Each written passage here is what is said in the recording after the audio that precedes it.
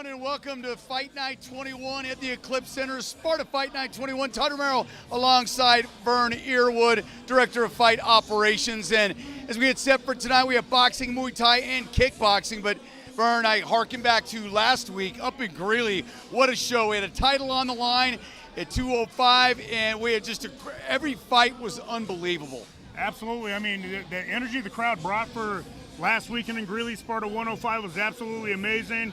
Had that title on the line between Xavier Vasquez and Rory Light, followed up by the co-main event, main event, bare knuckle fighting. Man, we're looking forward to tonight's fight, so let's see what they bring. Darian Lupierre, who was the main event with a knockout again, thought maybe he'd get out of the first round. He'll be joining JR and I tonight for commentary. Tonight we're going to have a lot of debut boxers. We had a couple on the last card, and they were unbelievable in Greeley, but let's talk about some of the gyms. A family affair boxing, they remain a constant. Oh, they absolutely remain a constant. You know, they've been in the community since about 2017. You know, just building behind Coach Fidel Martinez. He's got a great team, great coaching over there. Coach Fidel and I used to work together a little bit, and we're excited to have him back with Sparta. He's got two fighters on tonight's card, and we're going to see if they put out the same type of fight that Gerard did last weekend for him. And I told you we have Muay Thai fights on the card, and that brings up Rad Muay Thai. That gym has been around, and they continue to crank out great fighters. Absolutely. Crew Rad is doing it right over there. He's got great athletes. They're actually starting to cross over. They've got a boxing bout tonight, you know, instead of just doing Muay Thai or kickboxing, along with a couple of Muay Thai bouts tonight as well. So it's going to be a really exciting time. We talk about a lot of the gyms throughout the time, but how about Senna boxing? Absolutely. You know, Senna, they're guys, listen, you look at some of these debut fighters, you know they're trained right when they get in. Absolutely. Well, Coach Lucky over there, if you don't know too much about Senna boxing out there, check them out. They're over in the Littleton area. Coach Lucky and his brother, they run a top-notch gym. Former Sparta fighters like Michael Collins is out of there. He trains out of there. Tonight they've got a young debut they're really excited about. They're already calling him the king. We're going to see what his talent is. Alex Jaquez, if I'm saying his name correctly. Yeah, you are. He's really excited to get in there tonight. So, yeah, Senna boxing, a family affair boxing. We got Rad Muay Thai. Man, we got a lot of energy in the house tonight. We got a lot of exciting gyms. And listen, when you're in the Littleton area, go there. You know how Denver traffic is. You got to find a good gym. It's right there. So let's talk about it. Listen, main card tonight. We got 5 fights on the main card. We got kickboxing, Muay Thai, and boxing, and then pro boxing. We kind of have a little bit of everything. So, listen, let's talk in the 145-pound range. TJ Horn from Hama. Oh, my goodness, man. TJ Horn is exciting every time he steps in the Sparta ring. He's fought kickboxing. He's fought Muay Thai. He has been fight of the night multiple times. This kid brings the energy. He's getting in there against a tough kid in Griffin Kennedy tonight who's fought for Sparta once. Out of 29 degrees Muay Thai. We're going to see a little bit of Hammer versus 29 degrees tonight and see who takes it home. And it's going to be a little bit of difference. You're going to have a shorter fighter against a taller fighter. Always interesting to see how that transpires. MMA is a different deal. Boxing, you have that reach. You got to see how you can move and really kind of get that distance going with you. I mean, leading off the card is Shannon Lee and Carolyn O'Shang. Shannon Lee's 51 years old, and Carolyn O'Shang, young but calm, cool, and collected. And I talked to her about that yesterday at weigh-ins. Absolutely. Shannon Lee is giving us a good look. All of us old warriors out there. She's getting in there. You know, last time she fought for Sparta, she fought at Sparta 104 in a Muay Thai bout. Bringing home a bloody fight that went to the decision. It wasn't her night. She's excited to be in there against Caroline O'Shang out of Rad Muay Thai. They're fighting in a kickboxing bout, taking away the elbows, and it's going to be an exciting time. Both of these ladies come to bang. Caroline is never in a boring fight, and Shannon's gonna bang with her. And what amazes me about O'Shang is just watch how cool she is during the fight. She's one of those fighters that doesn't seem to get rattled, so keep your eye on that. Caleb Daniels at 155-pound Muay Thai against Robert Belfont. Yeah, Caleb Daniels, he's fought for us a couple of times, kind of going a split. He fought one kickboxing bout, it wasn't his night. Fought a Muay Thai bout and was very dominant. Tonight he's fighting against an undefeated Robert Belfont out of Rad Muay Thai in a Muay Thai bout. Excuse me, they'll be throwing elbows tonight. That's the only padding they'll have. Full rules. That's going to be an exciting fight. That's great that they got pads on the elbows. Co-main event, 154 pounds boxing, 3 3-minute rounds. Hey, the O's going to go for somebody unless we have a draw. Kobe Kelly from Outlaw MMA and Andrew Mungai. This is going to be great. Andrew's from 9 round. Yeah, Andrew Mungai, he's coming up. He's a military member, so he's had some experience. He's fought for us twice. Like you said, they both got O's on their record. Somebody O's got to go, but Kobe Kelly, he's just a specimen. He gets in there, he looks great. He looks like he's always ready. You know, but he's a very patient fighter. He's long, he's lean. He makes you miss a lot so that he can counter a lot. Mungai, on the other hand, he's a pressure guy. He wants to knock you out. He's looking for the finish. So tonight we're going to see a stylistic matchup in boxers to see who takes that championship title and who's those going to go. Got to find that angle, find out which angle, which section you're going to go to. You're going to go low, you're going to go high, you're going to go to the body. We'll find out. Speaking of that, rounding out things, final main event, 4 rounds, pro boxing. It'll be a debut for Angelo Trujillo. We've seen him in bare knuckle. He'll be taking on Harley Laws from Atencio Boxing. Absolutely. Well, Angelo Trujillo, always exciting. Had a very, very impressive bare knuckle debut, a flash knockout. Bloodied up his opponent real well. He's been itching and chomping at the bit to get back in the Sparta ring. He wanted to be on July 26th, bare knuckle. We're not worried about that yet. We'll look in the future. But tonight he said, man, let me lace up, let me glove up against this young prospect in Harley Laws. Harley Laws, he's 0-0 with a draw on his record as a pro. Had an undefeated amateur record. Is a really impressive young man, and he thinks he's going to take it tonight. Well, he's got a big crowd, and he wants to impress. Well, and one of those things, when you get that, you got that draw on your record, you want to get into the win column, especially as a pro. You want to get to that next level. And he told me, he said, man, it's a different deal when you go pro. Absolutely. Well, you know, he was used to those 12-ounce gloves. I think he told you last night at weigh-ins. Oh, yeah. You know, now he's getting to put on the 8-ounce gloves, where there's a little bit of a difference there. You know, with Trujillo putting the gloves back on from fighting bare knuckle, Harley Laws coming down in that weight size difference of what he was used to a lighter glove. It's going to be a very exciting fight. I definitely expect it to go to the decision, and we're going to find out who has better technique and better push. Well, I'll tell you what, if you guys have the link out there, it's free tonight, so share it with your friends out there and give some of these young boxers a hand, get them watching in. JR and I will have the call alongside with Darian Lupierre, one of the up-and-coming bare-knuckle fighters. I'm Todd Romero. He's Baron Earwood. He is Director of Fight Operations. We'll be back with the start of the show after this.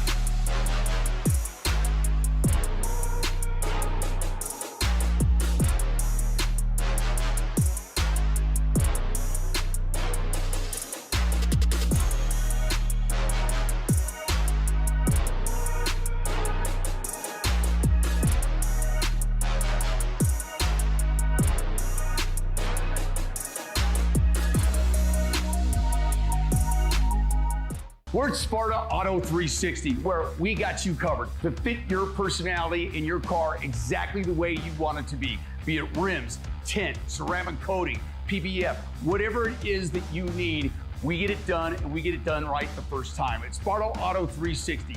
That's SA360Denver.com, where we do it once and we do it right.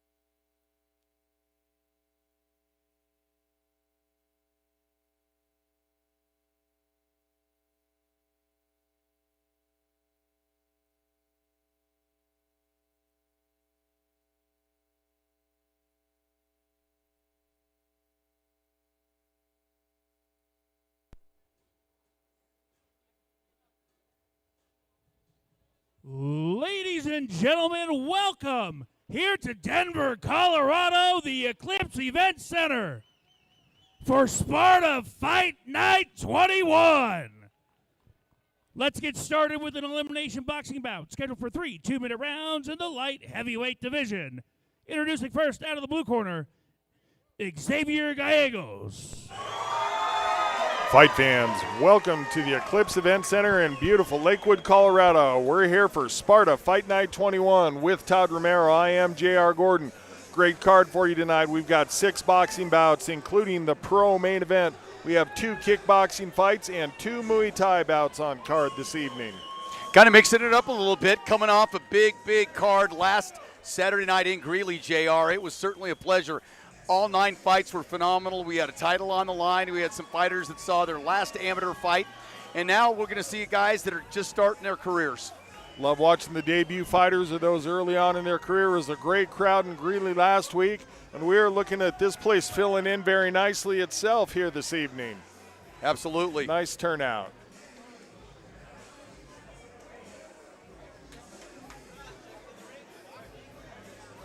Friday night fights, right? Yes, sir.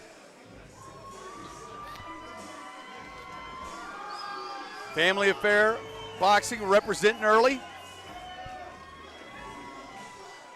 It'll be 2 debut fighters making their way to the ring. Everything's in the ring this evening.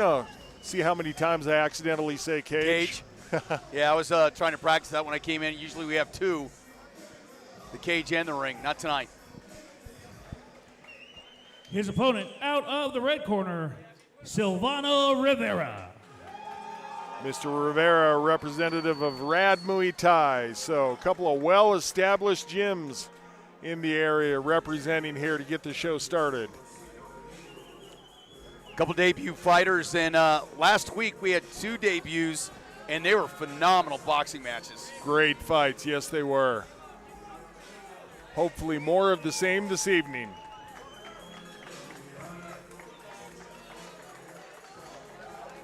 Silvano's calm, cool, and collected, man. That he is. Probably shows that he's been putting in his time in the gym.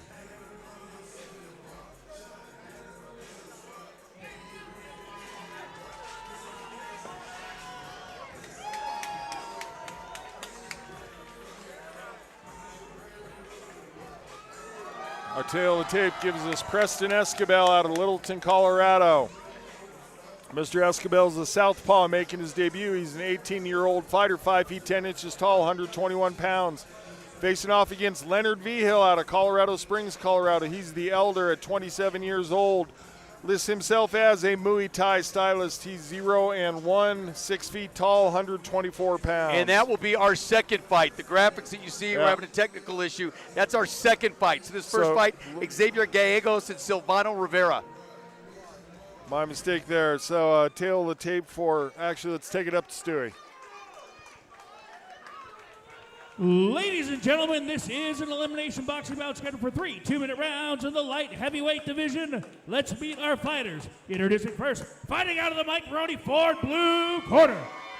He is a southpaw making his boxing debut. He stands 6 foot tall, weighed in at 168 pounds. With a family affair boxing from Denver, Colorado, Xavier Gallegos. His opponent, fighting out of the Twin Peaks red corner. He is a southpaw-style fighter, also making his boxing debut. He stands 5 foot 8 inches tall, weighed in at 169 pounds. With Rad Muay Thai from Aurora, Colorado, Silvano Rivera.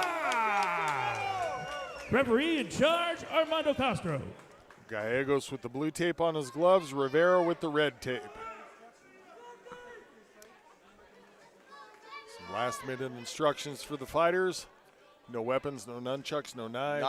3 2-minute rounds.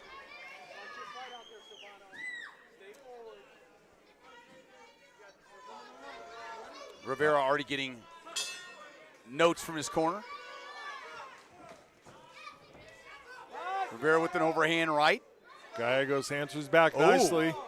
Yeah, nice jab, stiff jab by Gallegos. Well, these guys aren't shy to start it off. I like that.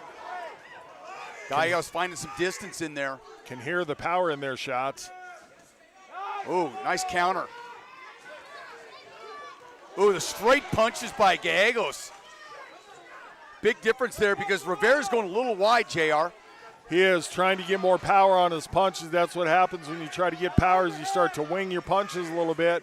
Gallegos, a little faster of the two, but even though he's throwing those straight line punches, they are landing with some authority, Todd. Yeah, and they are definitely straight line punches. He's going upstairs, downstairs as well. The right hand. Number 8. His left is low. Ooh, big shot with the left hand that Rivera ate. I like both these fighters throwing their combinations. Yeah, at 170 pounds, they are coming out big time. There's that left hook, then a right. Gallegos scored big. Quite often with debut fighters, you'll see them throwing just single shots. Not the case here this evening. No combination. The Gallegos, I like a lot of what he's doing, but don't get down too sideways there. You put your head in danger. Rivera coming back nicely. Absolutely. Rivera keeps at it. He just keeps at it. Nice left by Gallegos. 15 seconds left in the round and some deep breaths from Gallegos. Almost had his mouthpiece come loose there. I noticed that too, JR. I mean, he knows it's towards the end of the round as well, but except for the first 5 seconds, they kind of came together slow, and then all of a sudden, boom. Well, it has been foot on the gas, nonstop action, bell to bell. Tell you what, if you want action, that first round had it. They didn't waste any time. They've been working in the gym with other guys, no doubt. Both of them landed solid shots, each of them able to snap around the head of the other. You'll see here on the replay what I was talking about. Almost all of their strikes came in combinations, which is something you don't typically see in debut fighters. We talked about it earlier, and you and Vern talked about it in the pre-fight show, A Family Affair Boxing and Rad Muay Thai, a couple of well-established gyms where they're showing that with their debut fighters here. Yeah, and we saw that last week. We saw the combinations with the debut fighters last week, JR.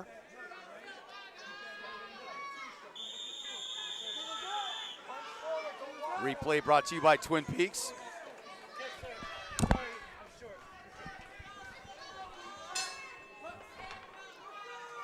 All right, let's see if they're able to keep up that same pace. Beautiful left hook for Gallegos to start off the round.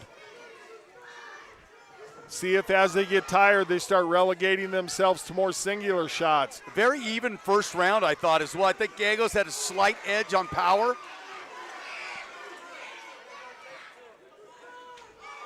Gallegos, I think, trying to slow down the pace here a little bit. Rivera keeping his foot on the gas. Yeah, Rivera keeps pushing it.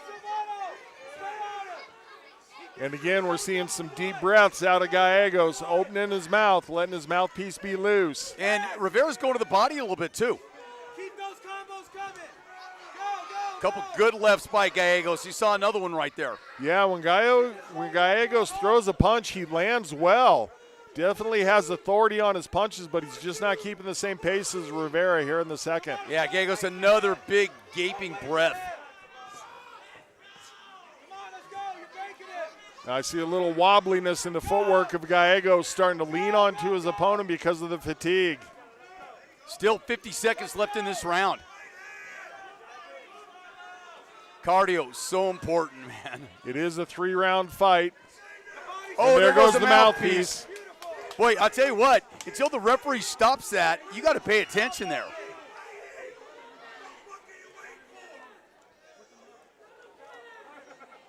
Once that mouthpiece got knocked out, he sat there and looked, and his opponent could have really flattened him there. Yeah, he was expecting the referee to stop it immediately. I think because of the way that he was turned, the referee didn't immediately see that it had come out.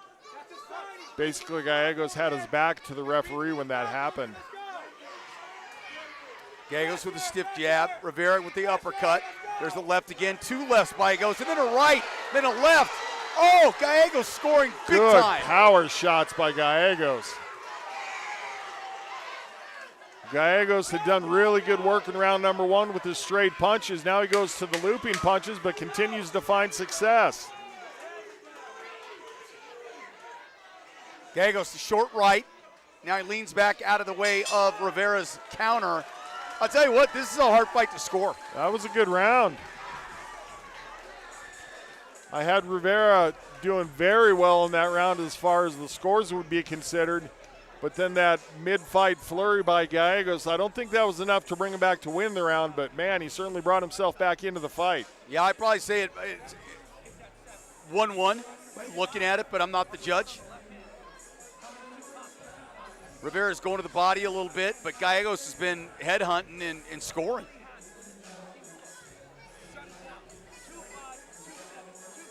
Good work, and then a kidney shot as well. Liver shot, in fact. Kidney shots would be illegal. That's right. Just saying. Depends when you turn, too. Gallegos turns a lot. That's true.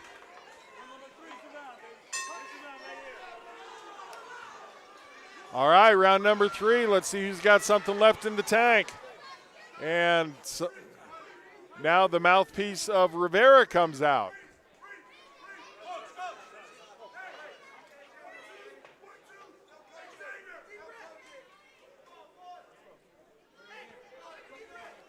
Got to be Johnny on the spot with those mouthpieces. Little something both fighters will learn. The referee's giving them the talking to. In the pre-fight rules meeting, they do talk about losing your mouthpiece. They say you have to bite down, and if that mouthpiece comes out multiple times, and we think that you're possibly spitting it out in order to gain some time, they can issue a penalty point for timidity. Absolutely they can. Trying to get that extra advantage. Vasquez trying to pour it on and continuing to go forward. A lot of grit being shown by both these guys now. Vasquez to the body, then up top. Hammering low. Gallegos throughout this fight has landed some very telling blows, but Rivera really able to withstand the onslaught well, like that left hand. Big left hand, and he's able to turn with it. He's able to turn with that and minimize that punch. Let's go, give me the 2. Less than a minute left in the fight. There's a big right. Oh, and a huge deep breath by Gallegos. And again, let's watch that mouthpiece. Listen, and then he's done that every round, getting tired at the end of every round. There's still 40 seconds left. Oh, a short right that counted for Rivera. Rivera's corner, the Rad Muay Thai corner, imploring him to continue the onslaught. Numbers of punches, I think he has the advantage.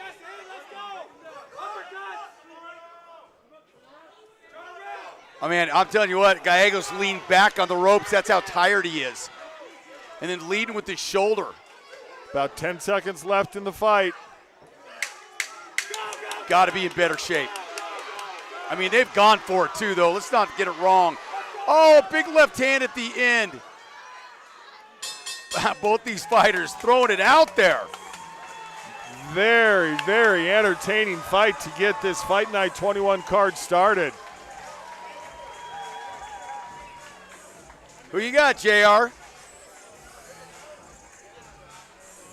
My call would be Rivera. I think he takes it 2-1. I think he took the second and third round. We'll see if any judges think the power punches of Gallegos will counter that. I think I probably agree with you, but I think it's a tough fight to call. Yeah, I was just going to say, I think Gallegos had the more powerful punches, but the sheer volume of Rivera and his ability to control where the fight was happening within the ring, I think speaks to being more in control of the fight. Well, they got 3 good rounds in to tuck in the experience belt.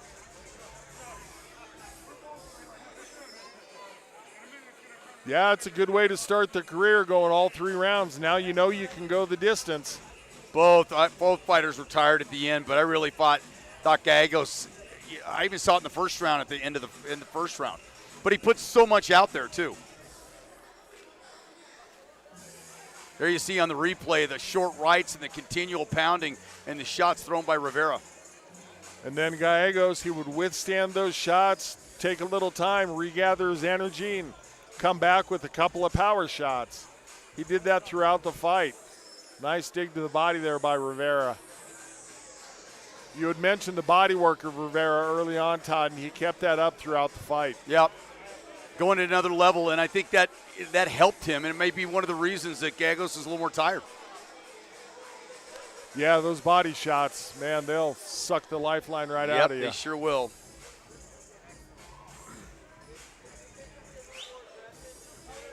All right, we've got the official word. These guys are trying to get the gloves off.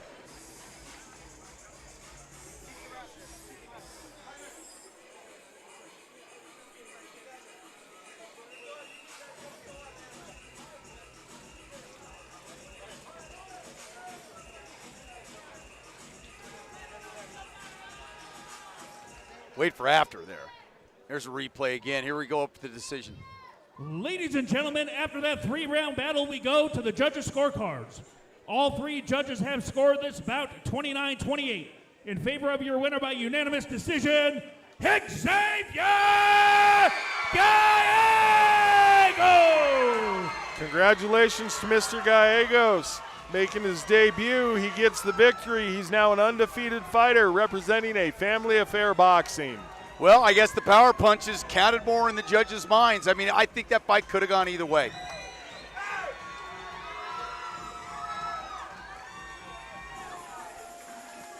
Good fight. Good job. Good fight. Well, that's the start of the card. We'll see what the second fight has entailed, but got us going. All 3 rounds were good rounds. All 3 rounds were competitive, and you saw 2 debut fighters kind of put it all on the line.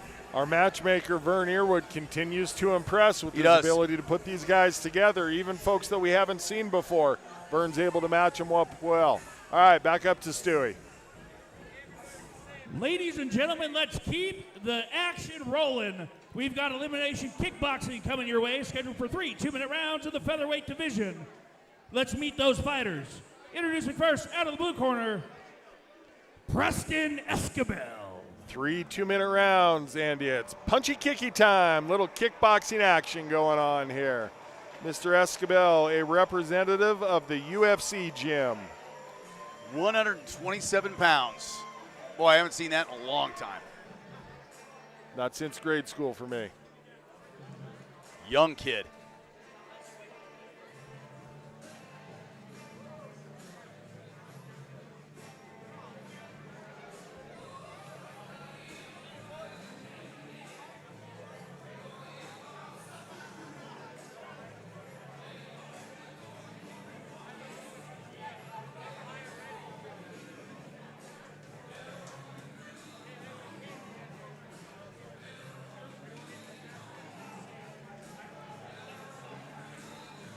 I want to see the tail of the tape and see how old this kid is.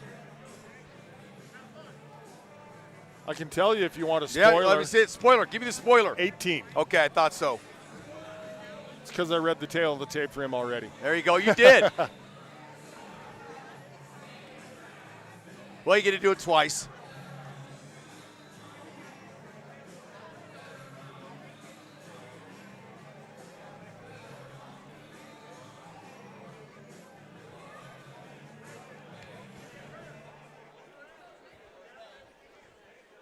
His opponent out of the red corner, Leonard Vigil. And Mr. Vigil representing the Chaos Fight team this evening. Team Chaos. Chaos Fight team. I'm just thinking Team Chaos. I'm thinking old TV shows. Maxwell Smart. Oh, yeah. That's old school stuff. You got to be old to know that one. Dun, dun, dun, dun. Chaos was always the opposition that got him. He was always going up against. I do recall.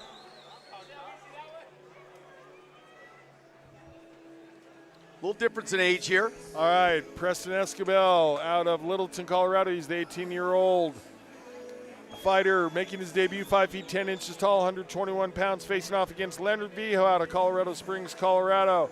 He's a 27-year-old 0-1 Muay Thai fighter, 6 feet tall, 124 pounds. And Mr. Escobar representing the style of Savat. All right, take it away, Stewie. Ladies and gentlemen, this is an elimination kickboxing bout scheduled for 3 2-minute rounds in the featherweight division. Introducing first, fighting out of the Mike Maroone for blue corner. He is a Savat-style fighter, making his debut in kickboxing.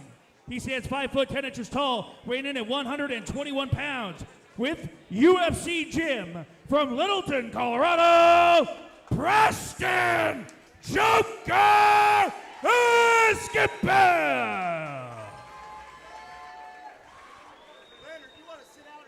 His opponent fighting out of the Twin Peaks red corner. He is a Muay Thai style fighter with a record of no wins, 1 loss. He stands 6 foot tall, weighing in at 124 pounds. With Chaos Fight Team from Colorado Springs, Colorado, Lil Felony, Leonard Vigil. Lil Felony, that's a good one. Referee Armando Castro. And for those not familiar, Savat is a French style of kickboxing. It's known as French foot fighting. Well, thank you for that. Yes, sir. Here for all your trivia needs this evening. I needed to know that. I did. Because I was sitting here going, savant. I know it in other terms. Savat, not vaunt. Okay. So we'll see if Mr. Escobar has a kick-heavy attack. 9-year age difference. And you can tell really in the thickness of how these guys are. And the solid leg kicks by Vigil. Yeah. Oh, beautiful leg kicks again. Yeah, the leg kicks can really add up, man. And already Escobar's wincing against that. Let's see if he starts to reach down to try to block it, because if he does, that'll give Vigil an opportunity to come high. Yeah, Escobar could definitely feel those kicks, those leg kicks. And the referee gave some instructions in there, and Escobar stopped and turned to look at the referee. Yeah. You got to be able to listen without looking at who you're listening to. And my wife tells me that when I'm driving, don't look at her. Oh! Vigil turned his back momentarily and there. the young kid took a big shot by doing it. Corner Vigil begging for a head kick. Oh, Escobar with 2 big shots that he's taken. There's a third one. Oh, I thought that might have been a standing 8. Yeah, it is an 8 count. Yep, it should have been. When you're that young and you're also that light, when you have a headshot like that, your whole body moves. Oh, big time Jump kick. switch front kick followed up by a good barrage of punches. Yeah, they're going to stop it. Debut fight. Referee stops the action about a minute and a half into round number 1. Mr. Escobar not able to intelligently defend himself against that last flurry by the Chaos Fight Team fighter. Mr. Leonard Vigil gets the victory here this evening. And here's the other thing. I think, too, it's a case of a young fighter that might not be quite ready, JR. And, again, going against the guy 9 years old, so you're fighting a man. And it's a little different. And now he knows what it feels like, has those first fight jitters out of the way, has felt what it's like to get hit when the opponent's intent is to render you unconscious. It's a different world. It's just not something you can necessarily replicate in the gym. Yeah, and, it'll be a learning experience. You go back and you see what you did, and you just need a little more seasoning.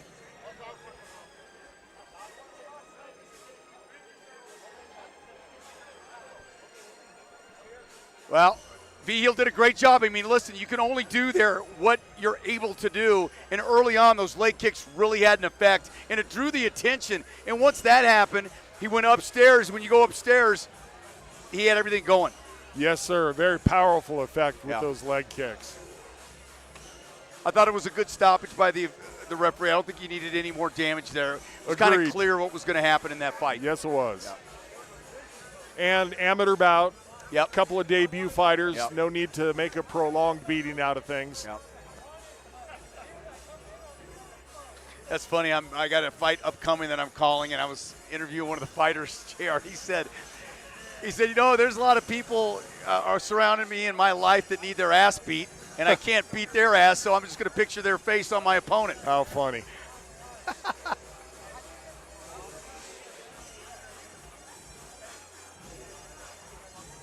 Well, this announcement should come pretty quick. All we need is the official time. Yeah. I haven't seen him take the gloves completely off in a while now. It's the second fight in a row.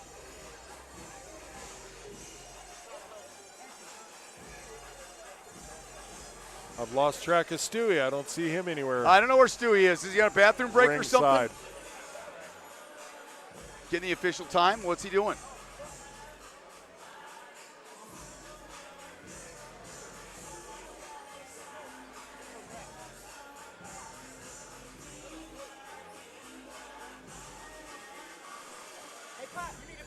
There's Stewie. He's back with us.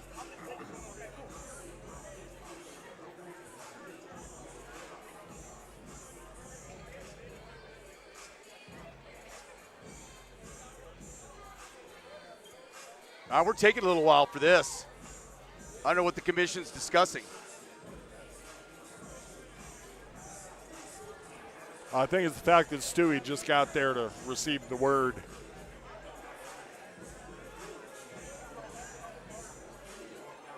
We asked Stewie where he was. Getting scratch or lotto tickets or something?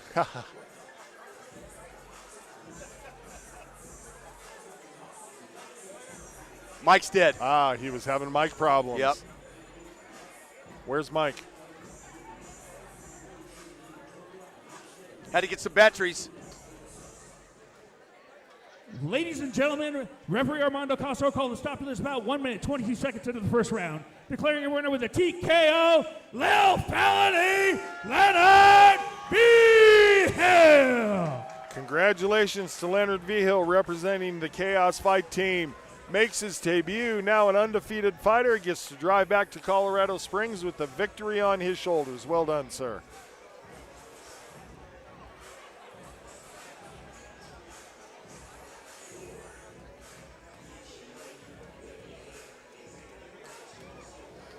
Well, the first two fights we saw go to a decision. First fight go to a decision. The second one ends up being a TKO, a good stoppage. You have an 18-year-old fighter, maybe not quite ready, going up against a guy 9 years older, two great gyms, but sometimes you got to fail to see where you need to go.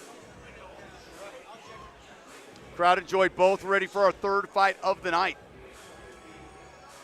Take it away, Stewie. We're ready. We don't care if you are, Stewie. It's not about you, Stewie. Yeah. You know, he always tries to make it about him. We're ready to roll.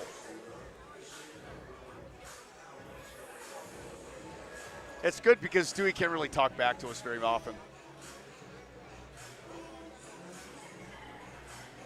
All right, ladies and gentlemen, let's move to our next bout of the evening. Elimination boxing bout scheduled for 3 2-minute rounds in the light middleweight division. Introducing first, out of the blue corner, Fenner Bowden.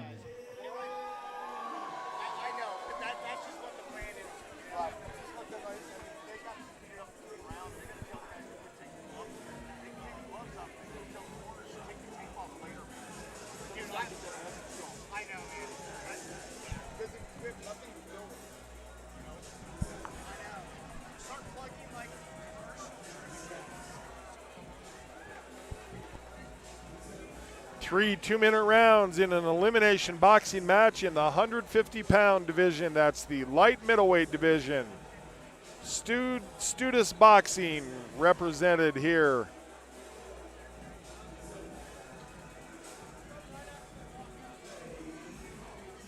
Third fight of the evening.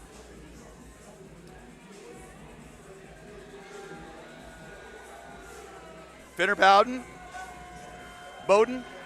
Fenner Bowden and Hunter Timmerman.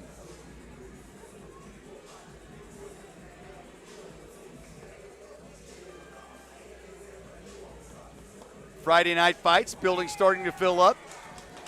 Good crowd here this evening. I love it.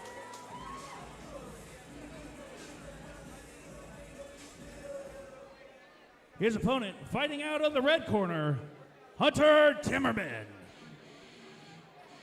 Mr. Timmerman is a representative of Valley-Wide Martial Arts. Lists himself as a mixed fighter.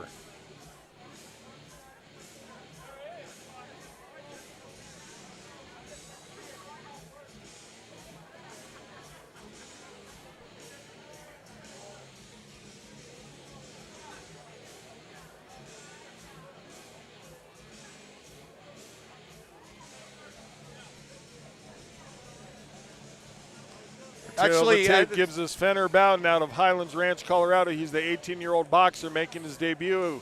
5 feet 9 inches tall, 149 pounds. Facing off against Hunter Timmerman out of Lamar, Colorado. He's the 21-year-old mixed fighter, also making his debut this evening. 5 feet 7 inches tall, also 149 pounds. 3 out of the first 4 fights that we have feature both debut fighters. And in the other cards, we have a debut fighter and a guy that was 0-1. So, you know, we saw Leonard Vigil even up his record at 1-1. So you get a chance to see the young talent here and what Colorado has to offer. That's what the fight nights are about. We love it.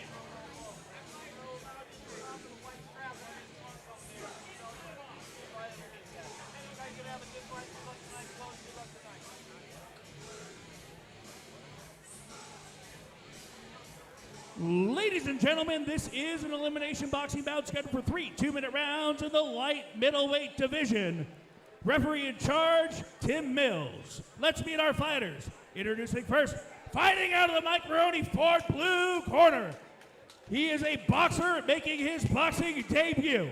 He stands 5 foot 9 inches tall, weighed in at 149 pounds, with Studis Boxing from Highlands Ranch, Colorado.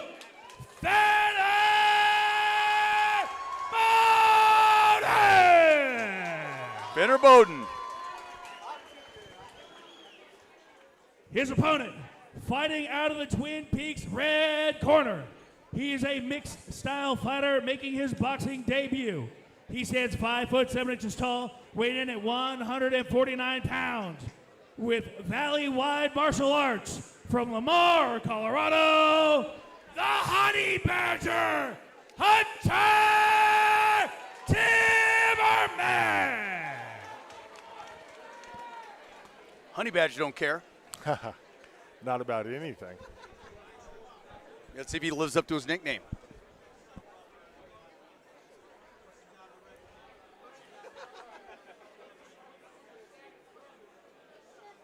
Fenner had a little smirk before the fight. Let's see how these boys mix it up. Bowden with the blue gloves, Timmerman with the red. Tape, that is. Bowden's got kind of an odd walk-in. Fights very square. Whoa. Big haymakers. Honey Badger's throwing some big shots. Yes, Timmerman looking to land with authority. Bowden still pressing forward. Straight punches. And, oh, got one there, too. Oh! Timmerman is hurt. Yeah, big shot to the temple. Straight shots. Takes the full 8 count, does Timmerman, but gets himself back up in time. Lets the referee know he's ready to continue. Let's see if Bowden does what he needs to do. Start attacking. Oh, a nice jab. And a good flurry by Bowden again. Yep. And I think that might be ruled a trip. No, they're going to rule that a knockdown. That might be it. And he's done. shaking his head that he's all finished, so we can get the doctor in to take a look at him. Unable to get up off the canvas and answer the count was Timmerman. Yep. So congratulations to Mr. Bowden. He's the 18-year-old fighter winning his debut. And you can see just comparables. Like you compare fighters. You look at the first fight and you look at Xavier Gagos, Silvano Rivera, and then Preston Escobar. A young 18, a very much more mature 18-year-old here. Agreed, and we're seeing Timmerman just go to work here. Excuse me, Bowden go to work on Timmerman. Just a really prolonged flurry. And I thought one of the great things that Bowden did in that fight, JR, when you look at it, is that he looked at the big shots coming his way, really kept his composure with the straight punches.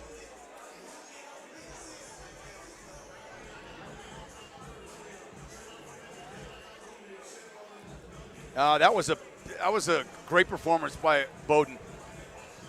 Really went with what worked, and once those straight punches worked, he had the opportunity to take advantage of it, and he did.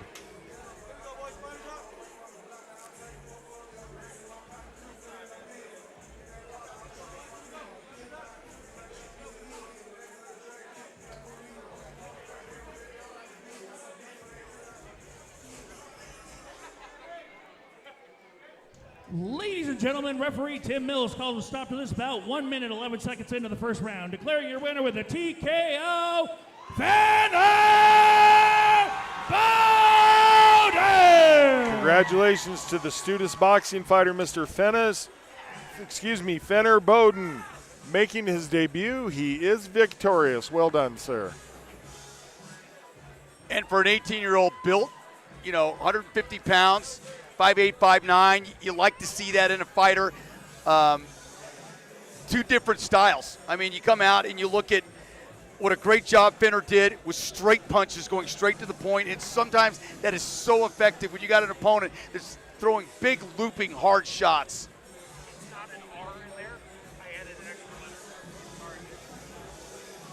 But 1-0.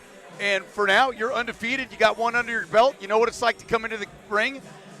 You almost said Cage. it. Almost said it. I had to get myself up there. So we are 3 fights in. And again, 4th fight of the night, we're going to have 2 debut fighters again. But again, remember what discipline you're in boxing. We have so many disciplines at Sparta Sports and Entertainment: kickboxing, boxing, bare knuckle, and MMA. So you're going to see some fighters that may be debuting in boxing, but they've been in the MMA cage, which is what's happened in this next fight. Well, speaking of fight number 4, Stewie's ready to bring him in. At least Stewie's not dancing tonight. I had to say it. Ladies and gentlemen, our next bout of the evening, elimination boxing bout scheduled for 3 2-minute rounds in the light welterweight division. Introducing first out of the blue corner, Chris Fausto. Chris Fausto, a representative of a Family Affair Boxing. Family Affair, as always, representing.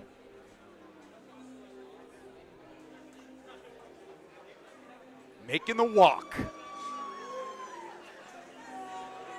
The boy Dustin Jacoby with a knockout last Saturday night. Yes, it was. Nicely done.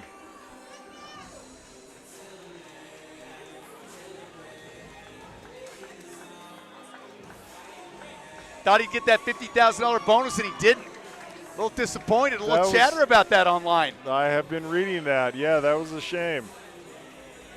Well, usually when that happens, he pays for golf, so it's really a shame for me.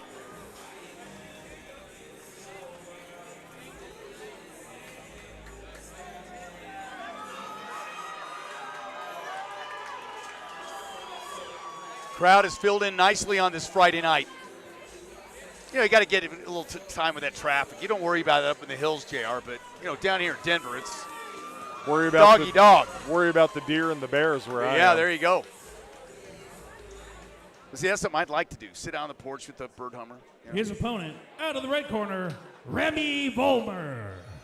Remy Max Volmer. And I know that because my son went to school with him. Representing DOV MMA. Now, Max Remy usually fights MMA, so this is his first boxing match. Asked him, hey, you want to lace him up? He said, why not? Let's get some work in. So tip of the hat to him. And I always wonder, when you're an MMA fighter, you're going to that boxing ring, you can't go for that takedown. Chris Fausto out of Denver, Colorado. He's the 20-year-old boxer making his debut, 5 feet 9 inches tall, 132 pounds, facing off against Max Volmer out of Denver, Colorado. A little bit the elder at 26 years old. He is an MMA fighter making his boxing debut. A little taller at 5'11" versus 5'9", and just a touch heavier at 134. Yeah, I believe Max, it might have been, trying to remember, it might have been AVM where he evened up his record at 1-1. Got the flashy boxing shoes going Oh, yeah. on, does Max. Oh, Remy's got the gold on. I like him. I'm going to take a picture of that, send it to my son, give him a hard time. Ladies and gentlemen, this is an elimination boxing bout scheduled for 3 2-minute rounds in the light welterweight division. The referee in charge, Armando Castro. Let's meet our fighters. Introducing first, fighting out of the Mike Maroone Ford blue corner. He is a boxer making his boxing debut. He stands 5 foot 9 inches tall, weighed in at 132 pounds, with a family affair boxing. From Denver, Colorado, the Flash, Chris Fausto!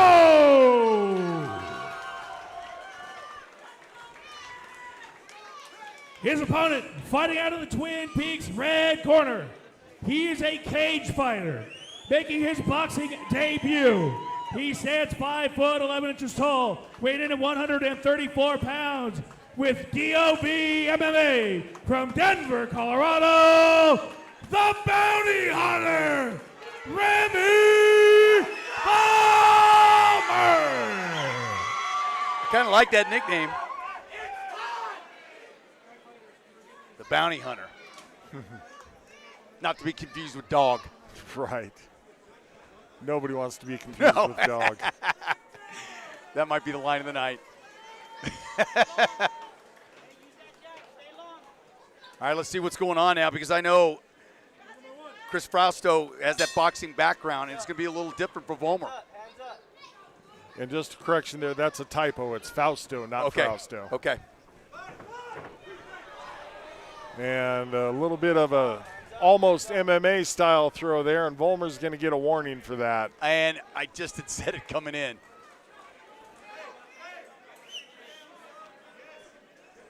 Not allowed to try to hurl your opponent to the canvas in boxing. Apologies from Volmer. Yep. And that can make you a little hesitant, too. Fast hands by Fausto. Volmer trying to plant his feet and swing away, but Fausto the faster of the two by a bit. Yeah, it's definitely a different style. I mean, Volmer's got some power to him, but he's got to get that distance down in boxing and know what he can and can't do. Starting to feel a little bit now. Fired off a nice jab. There's that that distance. Volmer's got to kind of slow down, put that 70% on it, JR, instead of 100% all the time. Yeah, one of the things Volmer's doing coming from an MMA background is he's standing in so close that he smothers his own punches. In MMA, you have clinch and elbow opportunities in there at that distance. But Volmer, being the taller and the longer of these two fighters, would be better served by keeping the distance. Yeah, Max looks a little awkward. I can tell you he's got better punching power. And this time it was Fausto that did the pushing. Fighter's going to get some warnings. Yeah, scolded is a good word for it.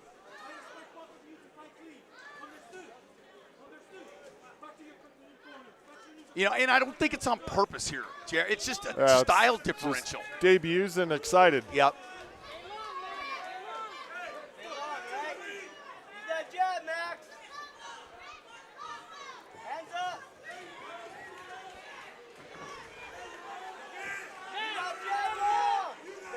Volmer's got to kind of find out what's going on with the boxing background, because he's definitely going against a guy that's a boxer.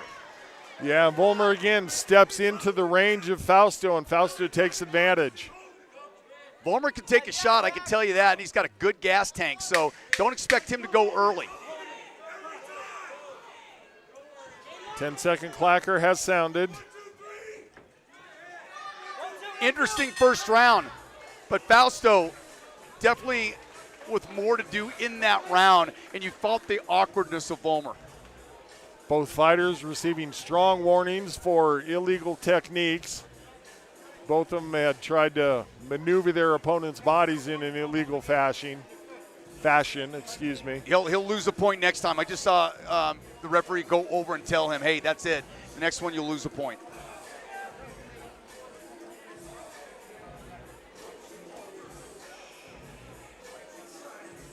the boxing stance, the boxing approach of Fausto's different. Yeah, a little more classic boxing by Fausto. Volmer just isn't finding the range that he needs. And not sure what's going on here. Something's going on with Volmer. Yeah. I heard the referee asking, can you see? So I don't know if it's an issue with the contact lens or what.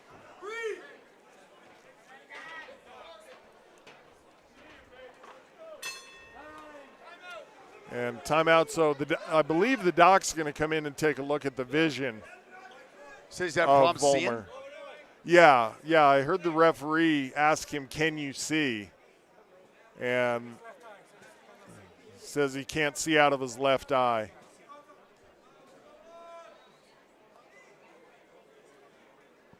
I don't know if he got a thumb in the eye or what. So that's going to be it. Referee's going to wave it off. Yeah, I don't, like you said, I don't know if it was a thumb in the eye, a scrape from a glove, a contact lens that has moved. Sort of innumerable circumstances that could have played into that. Because we looked at Volmer, he was clear-eyed. It was clear-eyed. He just had some blurred vision for whatever reason. And a tough kid, he's not going to make an excuse either. Yeah, an unfortunate end to this fight. I was looking forward to seeing these guys settle into their game. I will say this, when you take a look, I've seen Volmer fight now 3 times.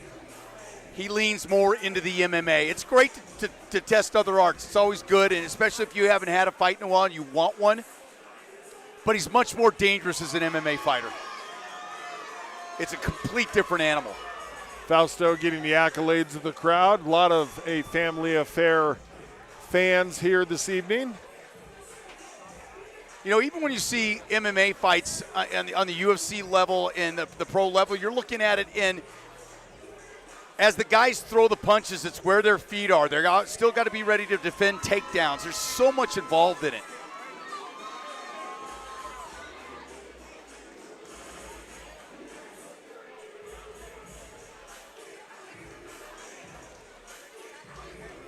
Hopefully vision clears for Max Remy and he gets it going. Never like to see that. Could have been a temporary thing, hopefully. Yeah, I'm not seeing, they said it was his left eye. I'm not seeing a ton of redness in there or anything, so. I guess we're taking off gloves and wraps and everything tonight in the corners. Do not understand that. No, me neither. Stewie's got the time for us.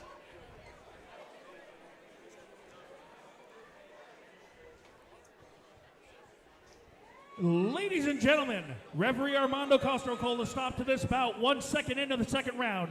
Declaring your winner with a doctor's stoppage TKO, Chris Fausto!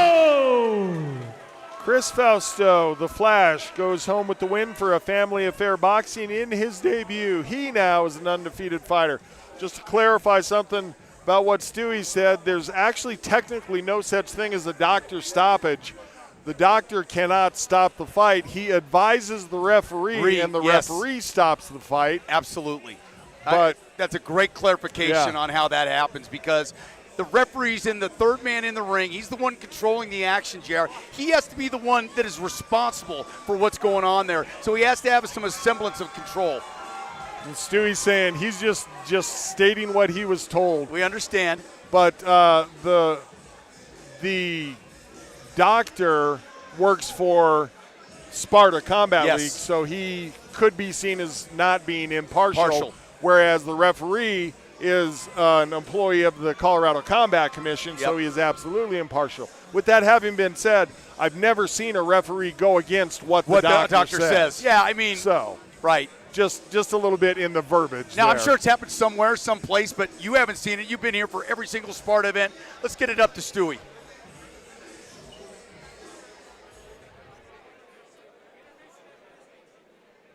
Ladies and gentlemen, our next bout of the evening, elimination boxing bout scheduled for 3 2-minute rounds in the light welterweight division. Let's meet those fighters. Introducing first out of the blue corner, Cruz Bustillos. Mr. Bustillos representing Gallows Boxing Club.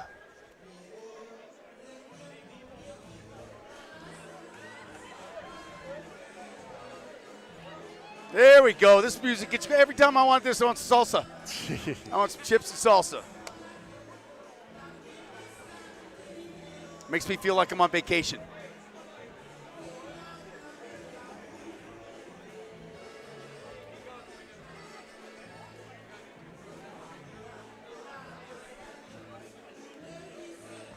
Like the shirt.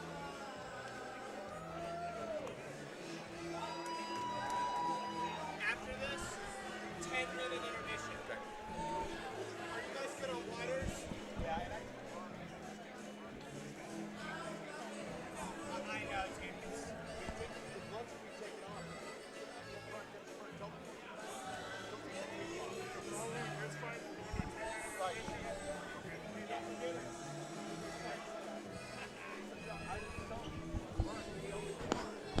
Eric, why are the EMTs going to the corners and cutting off the hand wraps? They're doing their to get to help them get the physical therapy. Okay. That's all. They're just trying to get the physicals done. Because it's like, it's hard to film for us, man. Yeah. What do you want to do? Because I can help. Well, I mean, if they just keep the wraps on until they get back. Take the gloves off, but not the wraps. Yeah, just let me know. Thanks. Sir? His opponent out of the red corner, Alejandro Joaquez. Mr. Joaquez, a representative of Senna Boxing. I saw both these fighters at weigh-ins at Twin Peaks, Centennial location last night. I went to the right location. Nice. We've had weigh-ins at both, and that one's like 5 minutes from my house. The time before, I went to the one that was 40 minutes from my house, and I had to double back. But saw both these guys, and Jaquez was ready to fight last night.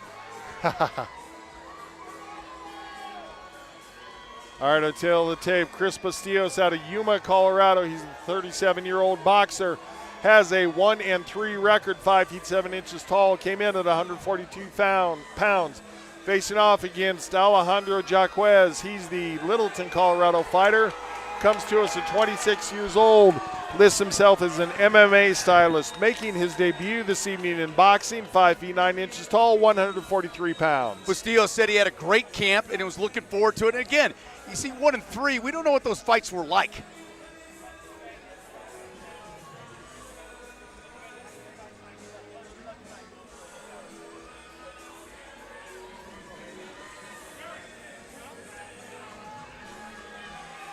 Ladies and gentlemen, this is an elimination boxing bout scheduled for 3 2-minute rounds in the light welterweight division. Referee in charge, Tim Mills. Let's meet our fighters. Introducing first, fighting out of the Mike Maroone for blue corner. He is a Mexican-style fighter with a record of 1 win, 3 losses. He stands 5 foot 9 inches tall, weighed in at 142 pounds.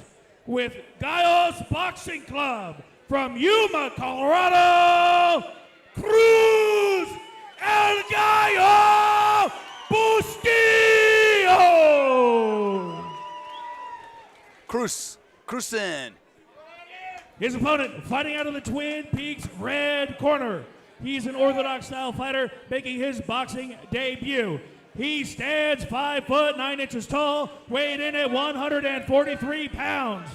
With Senna Boxing Club from Littleton, Colorado, Alejandro Joaquez. Well, Jaquez sold some tickets. That he did. And Mr. Bastillos making the long drive from Yuma. It's very far east Colorado, oh, man. Near the Kansas border. Absolutely. Be a reach advantage here for Jaquez. And Cruz Bastillos will look to get inside. Jaquez quickly out of the corner. Exchanging jabs right there. Boy, coming out, the young kid coming out, just going for it. Bastillos kinds to clinch. Yeah, Jaquez pushing his opponent across the ring. Using that reach right away, fired out of the corner. Good shot to the body as well.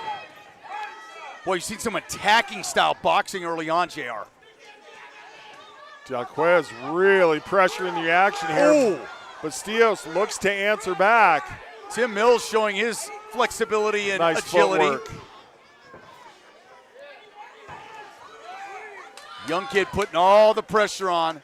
Jaquez just landed a punch to the hip of Bastillos. Yep. I've seen fighters break their hands doing that. Ooh, big overhand right. It was an accidental punch to the hip. I'm not saying he did that on Right. purpose, but yeah. I bet you have. Oh, big shot. A left hand snuck in there, JR, and really got Bastillos. Bastillos on the receiving end of some hard shots here, and Bastillos not keeping his mouthpiece in real tight right now either. No, and he's been hit to the body a couple times. Bastillos complaining about a back of the head shot. The referee says, I didn't see it. The fight continues. About 20 seconds left in the round. Bastillos missing badly there too, and he's been holding too much. He's been warned. Jaquez, one thing he does, he lunges, but has really good control when he does. Mouthpiece is out for Bastillos. Yep, we called it.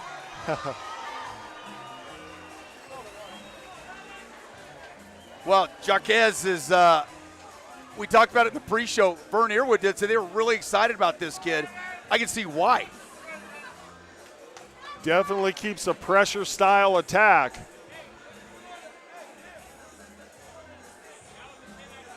Goes to the body as well, and that's one thing you'd like to see on a debut fighter, not just head hunting. Now listen, he's going to make mistakes, he's going to overpunch, but he's doing a lot of things right. That he is. Bastillos comes to us as the more experienced fighter. He has 4 fights, but as you referenced, Todd, we don't know anything about those fights. Good body shot there. You can see from the replay really the strength and the pushing around that Jaquez has had in this fight. Watch him fire out of the corner and see if he does it the same in the second round as well. And Bastillos coming off of his corner with some labored breathing. He's got to try to get some distance in there and see if he can find something, because he's taking a lot of shots right now. You talked about Jaquez kind of lunging in with his techniques. He does that, but I like that he's moving his feet while he's punching. Yeah, he explodes. It really upwards. helps him get some more power into his shots. Really does. And you know what? He's fast enough to get away with it, JR. Yeah, I was going to say the problem is it's a little bit of a slower technique. Sometimes you can see it coming, but Bastillos not super aware of it as of yet. And that's something as you go on, JR, that I would suspect that really good fighters will see that coming, and you'll have to adjust. Oh, big body shot. Let himself be turned away there for a moment, wasn't defending himself. That mouthpiece almost coming out here.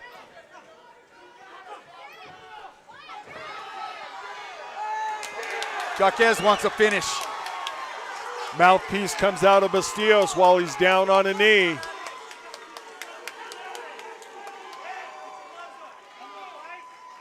Bastillos says he wants to fight. We're going to have a timeout while they take the mouthpiece over to the corner to get it rinsed off. Probably a timely mouthpiece rinse is what you call that. You could smell it. Jaquez wants to finish. Corner of Jaquez calling for body shots. Boom. Let's see if he listens. Nope, goes upstairs. You called it, Todd, looking for the finish. Yep. There's the body shot. Yep. Cruz is taking some shots right now. Body shot again and then going upstairs. 30 seconds left in the round. Uppercut, body shot. And that uppercut was brutal. Oh, there's another one. That might be it right there. That might be it. Well, we're going to see the toughness of Bastillos tested here. Looks like he's bringing himself up. And the referee says you are not clear-eyed enough, sir. Yeah, Tim says that's it. Congratulations to Mr. Alejandro Jaquez. Well, Vern Earwood talked about him in the pre-show and that they were excited about this fighter. Now we know why. Got a lot to work on, but what a performance, explosion. And really taking advantage of everything he had and smelled blood in the water and wanted that finish. Here we go on the replay.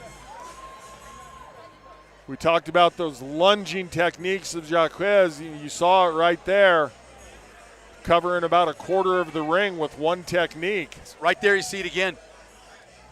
And it really does allow him to have a tremendous amount of power in his strike. You can see it really crank there when you lift. You got the hip involved and everything, JR. Impressive.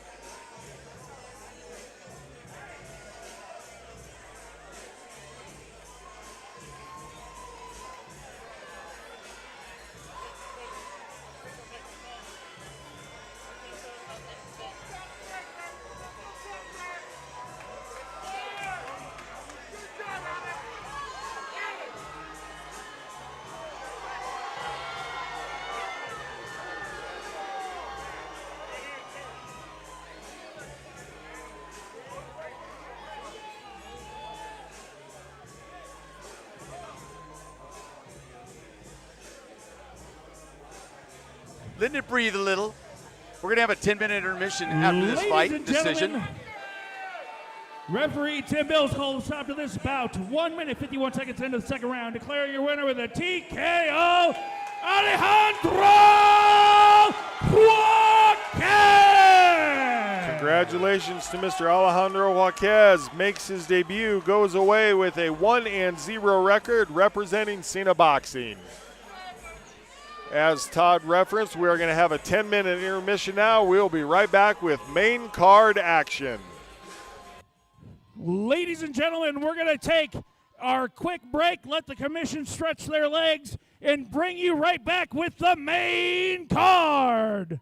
We'll see you in a few.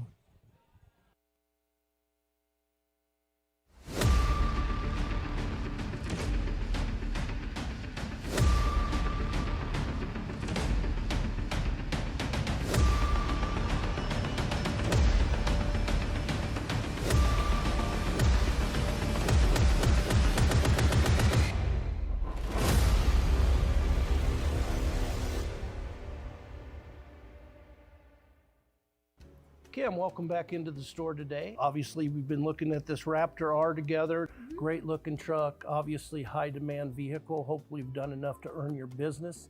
Are you ready to go today? Well, actually, I am talking to your competition. Oh, look, there he is right there.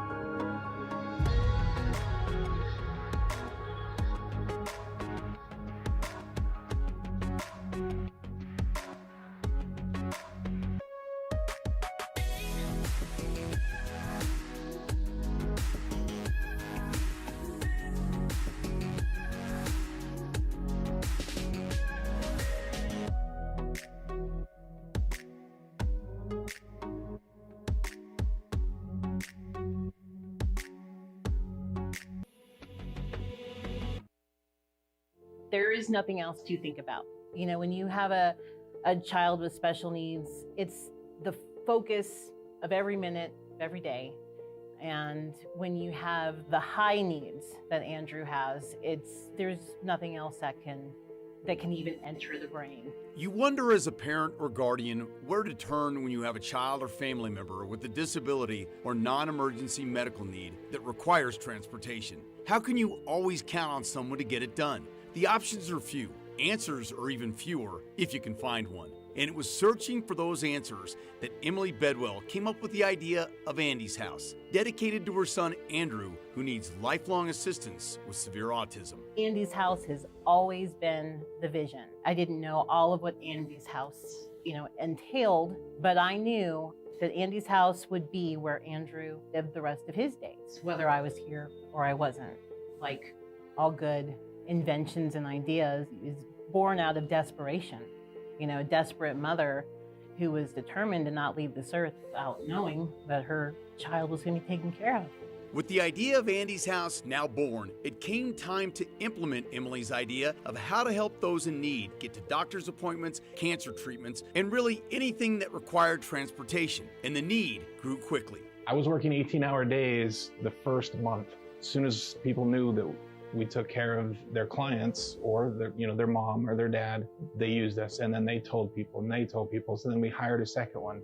Within the first 6 months, we had 4 vehicles. Under the guidance of Emily and John, Andy's House has now grown to a fleet of 21 vehicles with the sole purpose to help anyone in need. The way they hire has been crucial in developing a successful business model for Andy's House. Everybody we hired, we did not hire drivers, we hired caregivers that drove. So if you hire a driver, they're a driver, and you can't teach compassion, but you can teach to drive. So that's where we came up with that, and it's been our business model since, and it has resonated through everything we do. Maintaining a high standard for all those that need assistance is of the utmost importance, with quality care and dependability. It's the standard both Emily and John strive for as Andy's House continues to grow. As far as the business side goes, that's why I say he steers the ship. I'm a dreamer of the ideas, and it's not even the ideas, it's I see a need. And I have a creative way that I think this is how I can meet that need. And I just truly believe that because I am so driven with passion to do what I believe is right for such a huge population that people don't recognize, that's why we're successful and we'll continue to be successful. And to be successful in whatever you do requires one ingredient that there is no compromise for. Because I do believe our industry is lacking in the consistency part, and that's probably why we are growing as fast as we are as well. So when people realize that every day we show up when we say we're going to show up, that consistency is why we are where we are. To find out more, go to the Andy's House website or call 720-420-9095.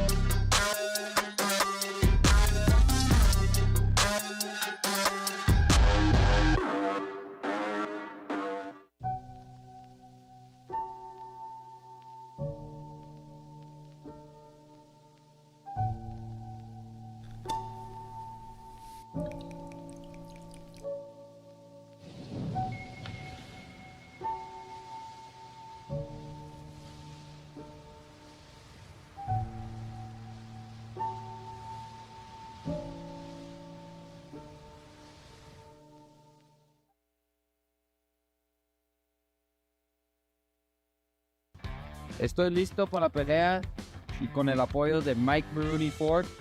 Usan código Beltrán para buena oferta en una troca o uno especial. Listo.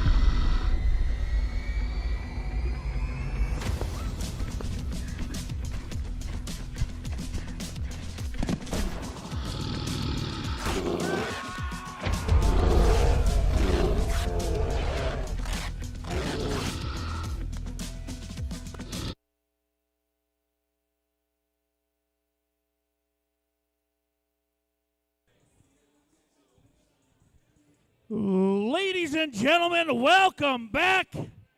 Before we get to our main card of action, at this time, I ask that you all kindly rise and remove your caps as we honor our great country with our national anthem.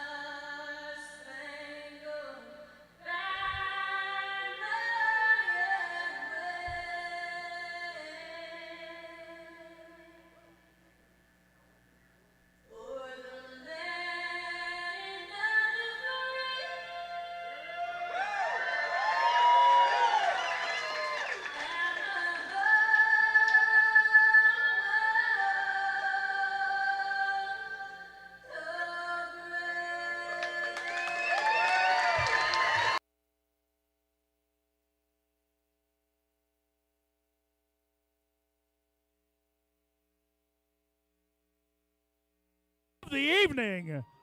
This is an elimination kickboxing bout scheduled for 3 2-minute rounds in the bantamweight division. It's time for the ladies. Introducing first, out of the blue corner, Shannon Lee.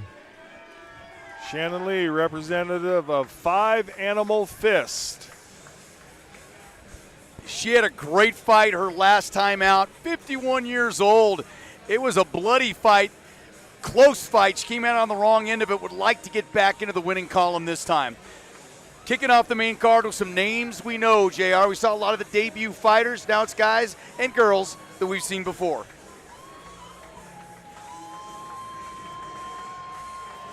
She looks fantastic.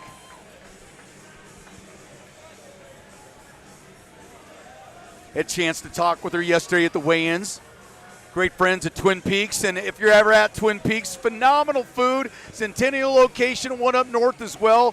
One of our sponsors here, so make sure to stop in. And it got great wings there as well. And Vern was munching on the macaroni and cheese last night. Imagine.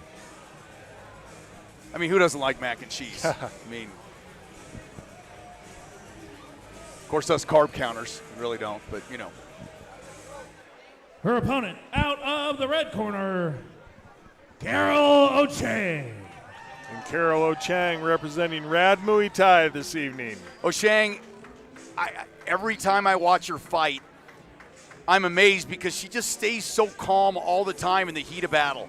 And fighters that have that to them, no matter what's happening around them, have that slow heartbeat, they call it.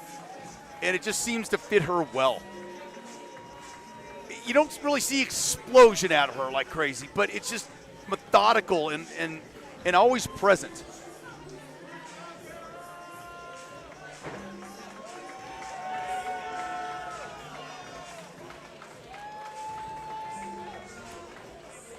Tail of tape gives us Shannon Lay out of Berthoud, Colorado. She's the 51-year-old Kung Fu stylist making her debut here, 5 feet 3 inches tall, 120 pounds. That is the debut in kickboxing. And Carolyn Ochang out of Aurora, Colorado. She's the 30-year-old pressure fighter in kickboxing. She has a record of 2-0, 5 feet 1 inch tall, 119 pounds. Brought to you by Sparta Auto 360. Listen, you would need something done to your vehicle, detailed, whatever you want, tint, go to Sparta Auto 360. This should be a good one to lead off the main card. Ladies and gentlemen, this is an elimination kickboxing bout scheduled for 3 2-minute rounds in the bantamweight division. Referee in charge, Tim Mills. Let's meet our fighters. Introducing first, fighting out of the Mike Maroone Ford blue corner. She knows Kung Fu. She is making her debut in kickboxing, setting 5 foot 3 inches tall, weighing in at 120 pounds, with 5 animal fist. From Berthoud, Colorado, the Enigma, Shannon Lee. Her opponent, fighting out of the Twin Peaks red corner. She's a pressure style fighter with a record of 2 wins, no losses.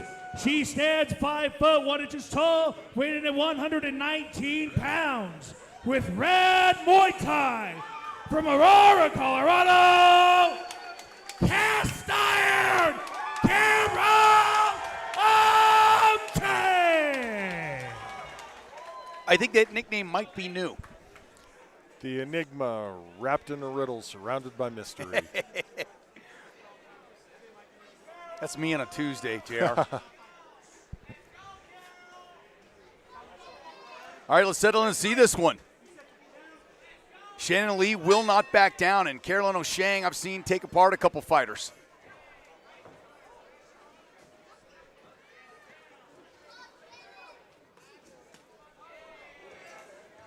Ochang with a nice combination. She'll kick you just like she does there and then follow up with the fists. Good punch-kick combinations by both fighters to get this main card started. And that's one thing we've seen on the last 2 cards, JR, is the combinations. You mentioned it earlier. That, you know, it's rare to see that on debut fighters. Now, these fighters have seen a little bit of action. Carolyn pressuring. Oh, nice body kick. kick Yeah. by Ochang. Just snuck underneath that arm and right into the ribs. Following up, there it is. Great job of the combinations with the kicks. And then an uppercut, but it just missed. Oh, those Really ribs. working Oh, the body, she and felt she's that. hurt. That might She's be gonna it. take a knee. Oh, my God. Carolyn O'Shang just started hitting those ribs. That was the third time those ribs took a beating. That's a wise move on the part of Lee in order to take a knee, give herself a little time to recover. Otherwise, O'Shang would have just flurried on her. Yeah, and I don't know if she can handle one more kick there. She's got to protect that side, and her hands are down. I was going to say the problem there is that now your hands come down and your head's open. Oh, and the punch went there too. Boy, Lee's tough. But you know O'Shang is going to go there. Yeah, she definitely has a target now. Tries to put the teep in there. Give it to Shannon Lee for coming back. 18 seconds left in the round. Again there. You know, the problem is when you start getting those ribs bruised, even if it hits the gloves, that's going to hurt. Lee has a lot of redness and swelling around her left eye as well. Yeah, she took a beating that round. O'Shang, purposeful and really tactical on where she attacked. Yeah, very smart attack.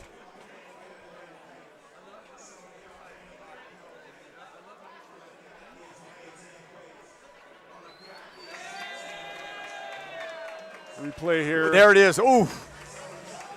Well placed. And like you said, it was about 3 kicks that led up to Lee having to take the knee. But O'Shang definitely has a target in her sights now. And see how she's cool? Never breathes heavy. She's just into it.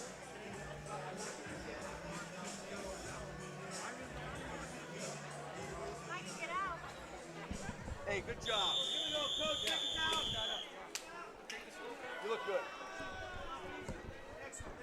Carolyn O'Shang, let's see what she can do. And how about Shannon Lee making it through that opening round? Really protecting that left side. Ooh. Oh, there it is again that snuck underneath. That right-hand side, JR. Oh, counters with an overhand right. Boy, you're going to hear right up against the ropes where we are how powerful those kicks are. Lee taking a lot of hard shots here. Oh, that's lights out. The head kick got her head down a little low, and Carolyn O'Shang puts the lights out of Shannon Lee. What beautiful timing on that technique. She'd been targeting so many of her strikes, going low, going to the body. We talked about it, Lee dropping her hands a little bit, trying to protect the body. That's what'll happen. O'Shang wisely took advantage of the opening. Yeah, and when you repeatedly go to the ribs like that, you're naturally going to drop down, and O'Shang felt the opportunity and executed perfectly. Right on the neck. Beautiful technique. I'll tell you what, Shannon showed her toughness. I mean, I think a lot of women would have taken out that first round when you took so many rib shots. Yes, sir. I'm in agreement with that.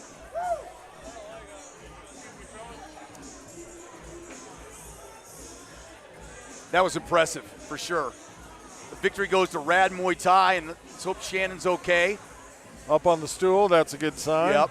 Those ribs will be sore tomorrow, I guarantee you. Not going to wait till tomorrow, Todd. No, yeah, probably not.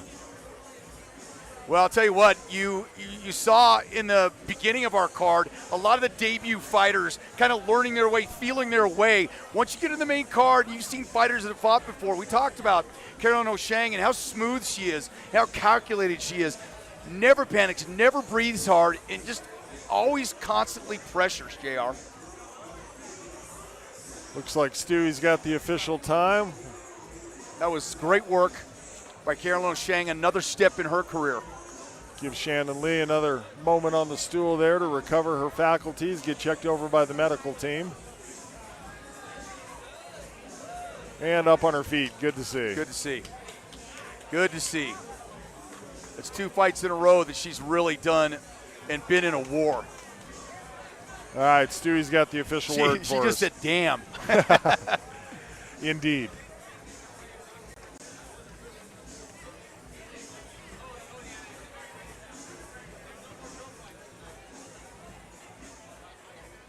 Ladies and gentlemen, referee Tim Mills called a stop to this bout 33 seconds into the second round, declaring your winner with a knockout cast iron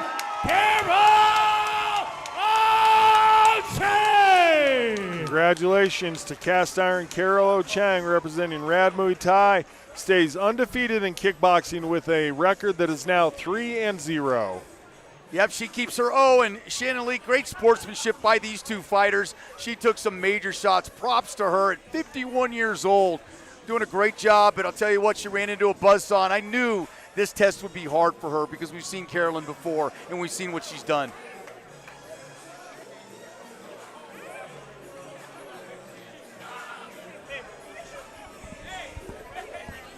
Great job. Boy, she looks good. Be looking forward to seeing her next time on Sparta. Carol, impressive fight. Thank you. I've enjoyed watching your career. Thank you. Is the cast iron new? For like the past 3 months. Okay. Yeah. Ladies and gentlemen, at this time, you'll notice popping up on your screens, we've got a QR code. This is your chance to win some amazing Sparta merch. All you got to do is scan that QR code, fill out the quick survey for your chance to win this amazing Sparta merch bundle.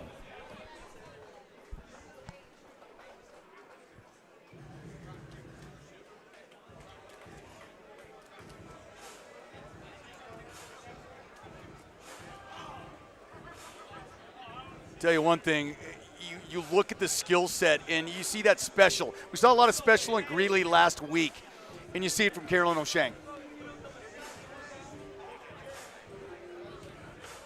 I cannot argue that point, Todd. We have 2 Muay Thai fights coming our way next. Then 154-pound boxing title, and the main event is pro boxing, 4 rounds.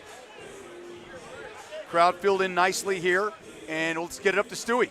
Ladies and gentlemen, our next bout of the evening, it's kicky punchy time to kill JR. Elimination Muay Thai, scheduled for 3 2-minute rounds in the welterweight division. Introducing first, out of the blue corner, TJ Horn. You know, I was going to say he stole your line, but at least he gave you credit for it. I got credit yeah, for it. you're like on the titles. You get the credit for it.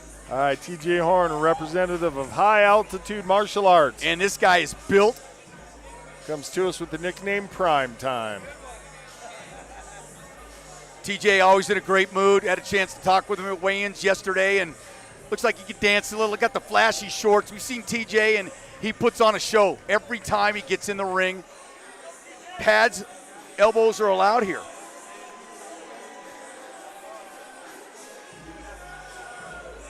I may have to get a pair of those shorts, JR. That's the kind of flash I like. My wife Melinda's going, oh yeah, that's all you need.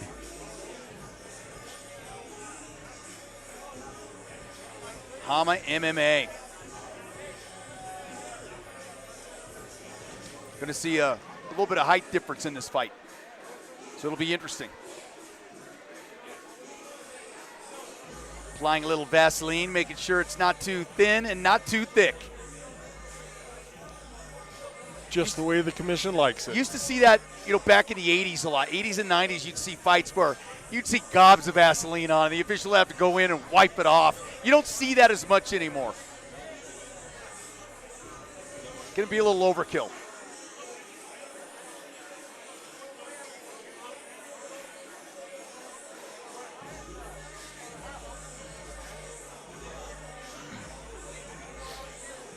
TJ Horn.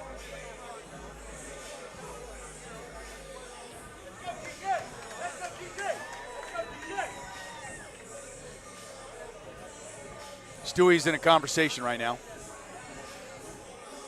Stewie, you had one job. One job. Announce the fighter. Let's go. His opponent, out of the red corner, Griffin Kennedy. I mean, has Stewie had a lot of side conversations tonight? I don't know. He's running out of batteries. I don't know what's going on. Now we see the Butcher, Griffin Kennedy, comes to us out by way of 29 degrees Muay Thai. And you see more of the traditional Muay Thai garb. Like it.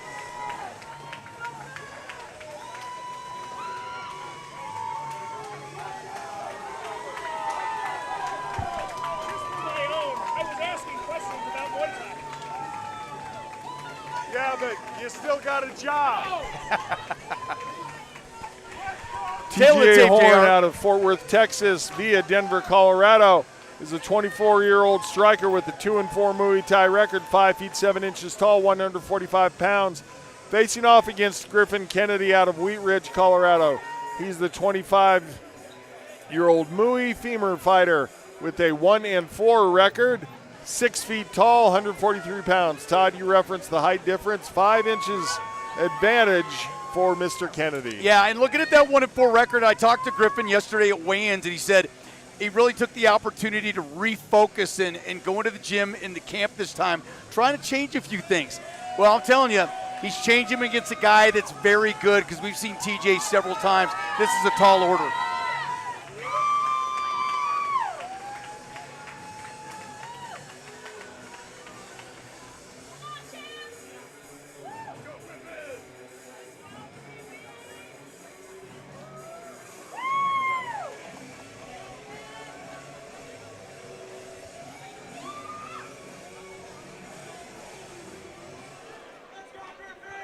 Ladies and gentlemen, this is an elimination Muay Thai bout scheduled for 3 2-minute rounds in the welterweight division.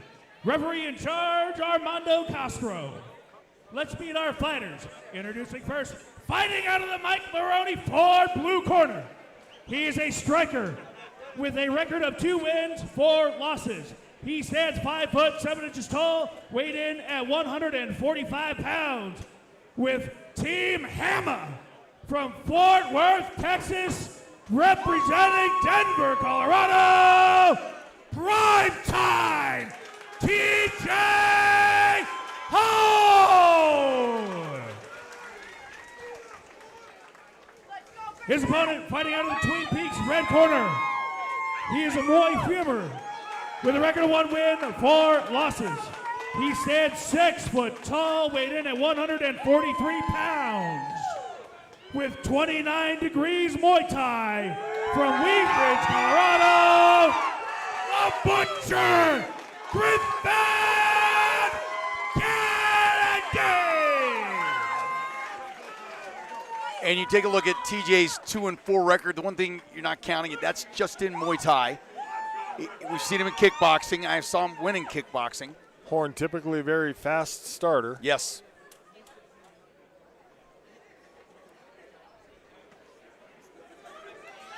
He's worn those shorts before. I don't think they're the same shorts, Jared, but that stop.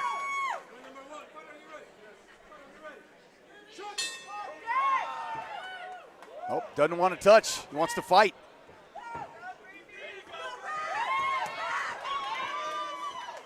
Long legs there. Long legs. And Kennedy looking to put those legs to use early. He's got that teep kick, and then he's going low, so TJ's got to fight that. Nice push kick by TJ. Horn, that is, yeah. See where Horn's movement goes. Oh, nice kick.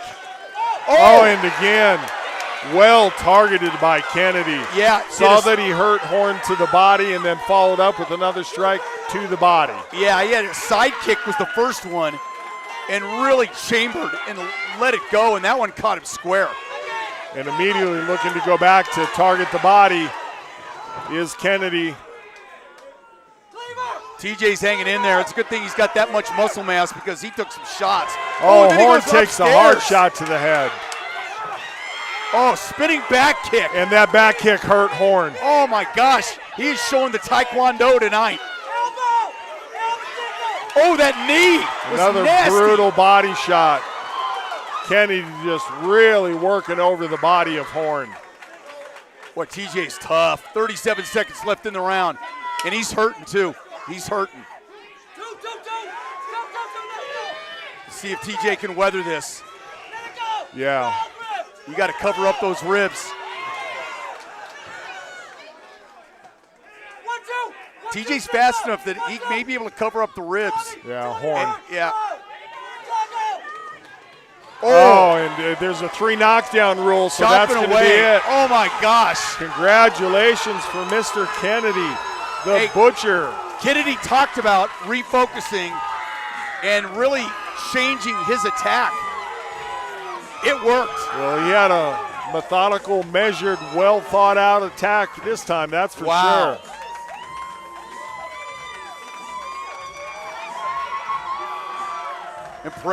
Impressive performance. When you're 1-4 and you're coming in against a fighter who's won a couple times, he's really did a great job with his leg work. Yeah, and the replay, we see him just going to the body over and over and over.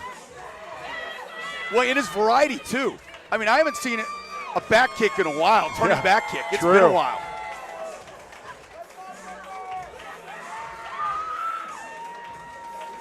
You've got to have your kicks on target, the push kick there, the teep, and you got to have everything just right when you're doing a turning back kick, spinning back kick.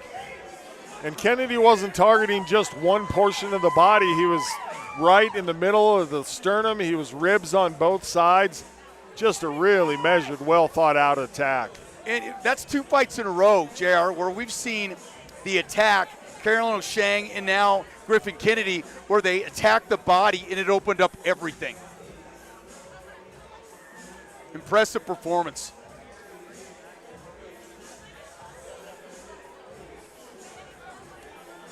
Boy, there's going to be some sore ribs around this place tomorrow.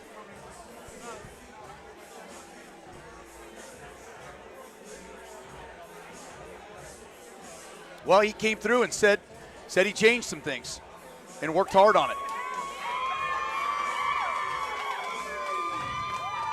Ladies and gentlemen, referee Armando Castro called a stop to this about 1 minute, 50 seconds into the first round. Declaring your winner with a TKO, the Butcher, Griffin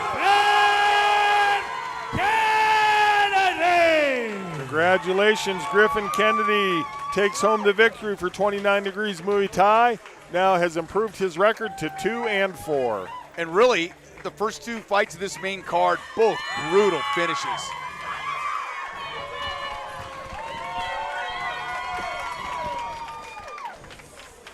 Griffin had a few fans here.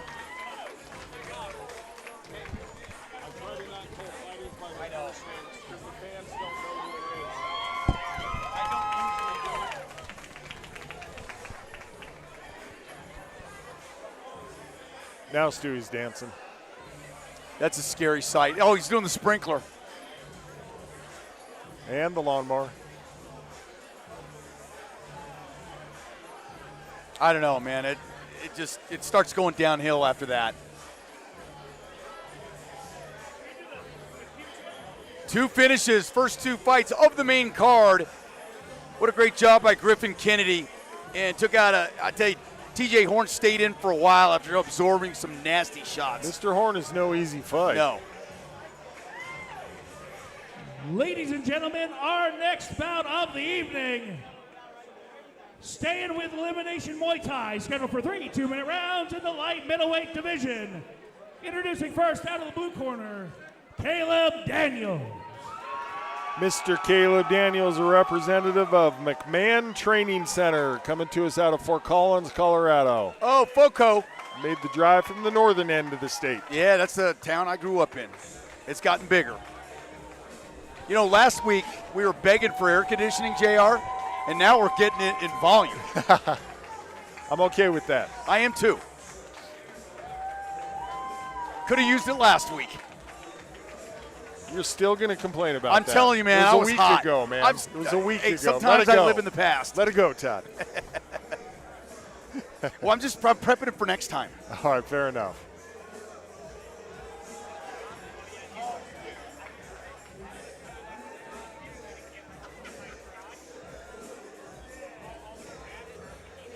You know, that drive to Fort Collins used to be just an hour. Not anymore. Not anymore.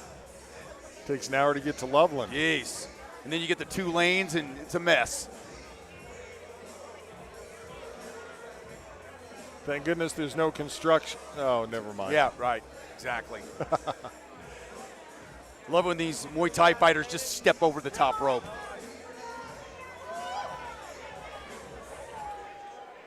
His opponent out of the right corner, Robert Belfont. Belfont.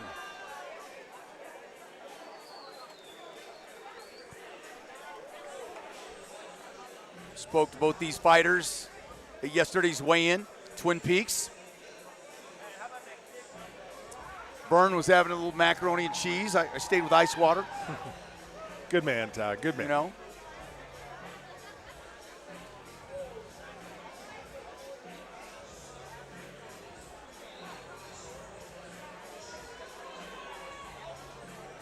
Got the walk down.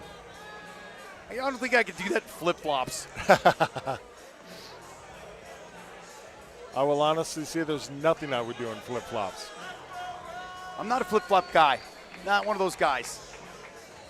Tail of the tape. Caleb Daniels out of Fort Collins, Colorado. He's the 23-year-old Muay Thai fighter with a 2-2 record, 6 feet tall, 155 pounds. Facing off against Robert Belfont out of Aurora, Colorado. He's the 46-year-old tactical fighter, undefeated with a 3-0 record, 5 feet 11 inches tall, 153 pounds. You know, I look at that 46 number, JR, and I start thinking, that's a pretty big number. And then I look in the mirror and go, it's not that big. Belfont's tough, man. Still got that O.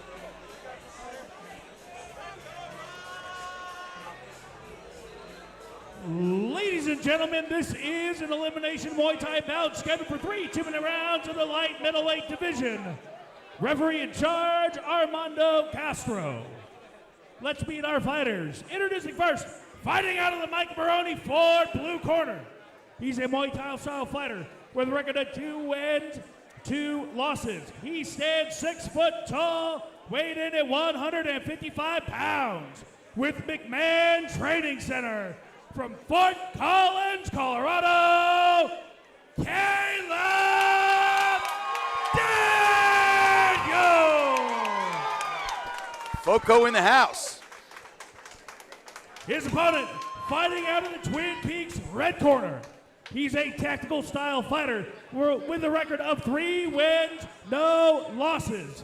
He stands 5 foot 11 inches tall, weighed in at 153 pounds. With Rad Muay Thai from Aurora, Colorado, the mad scientist, Robert Belfont.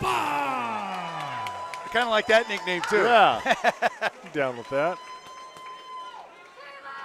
Belfont, exactly double the age of his Fort Collins opponent, Caleb Daniels.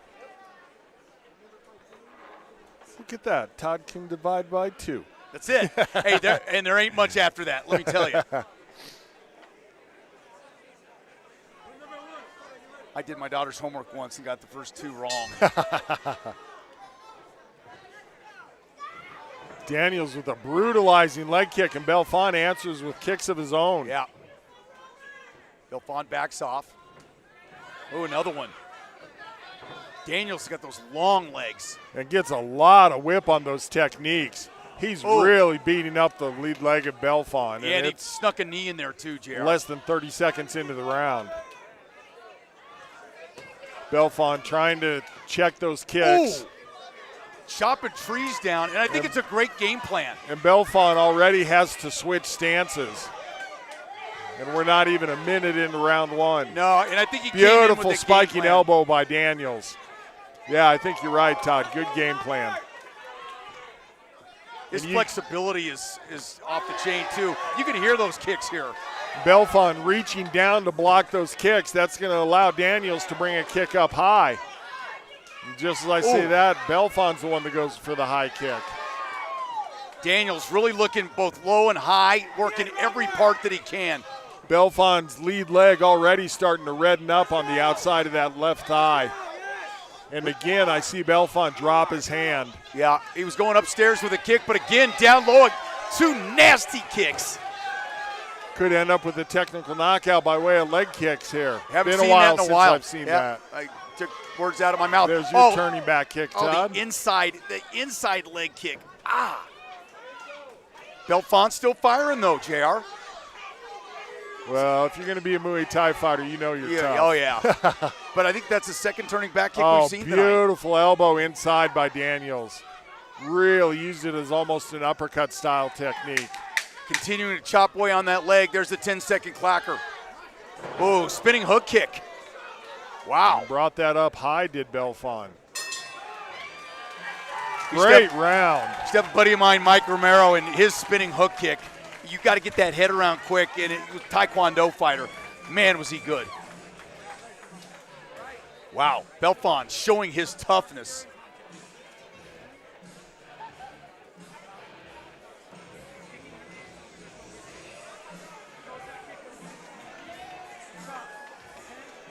Replay here. I bet we're going to see some leg kicks out of Daniels. And there he is, throwing them in succession. Then tries to go high. Belfont, nice lean back out of the way of that technique. But the game plan, I think, for Daniels was coming out and just hammering away with those low leg kicks, and he really did a great job. And leg kicks are just such a brutal weapon. It's a really smart game plan by Daniels. Yep. And you caught that spiking elbow as well. Picking up right where he left off is Daniels. See what Belfont tries to change up here. Yeah, the mad scientist has got to come up with some kind of mixture to see if he can stay in this fight. And again, elbows in tight by Daniels. He has a really well-rounded, well-versed game. And strong. And that is a legal technique in Muay Thai. We saw fighters warned for it in kickboxing, but in Thai, you're allowed to use certain types of techniques. Oh, that leg, that's it. That might be it. Yeah, the kick before that, you saw a super pained look on Belfont's face, and then just unable to really withstand that next kick, and says he's ready to go. Man, if but I'm make kidding, no mistake about it, Daniels has a target now. If I'm Daniels, I'm going right back to that leg. Yeah. Belfont trying to hide that leg. He switched stances. Oh, great job. Belfont spinning back kick. That didn't get an axe kick. Nicely done. And again with the in-close elbows goes Daniels, and then spiking knees to the thigh. Man, that was a brutal shot.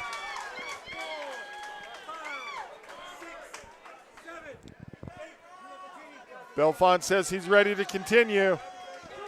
We're seeing what Daniels brings now. Warned for a low kick is Daniels, or a groin kick, that is. Yep. Daniels trying to finish up. There's the axe kick again. Good knee strikes by Daniels. You know, I don't know how Belfont ran across the ring right there because he's taken so much damage to the lower extremities.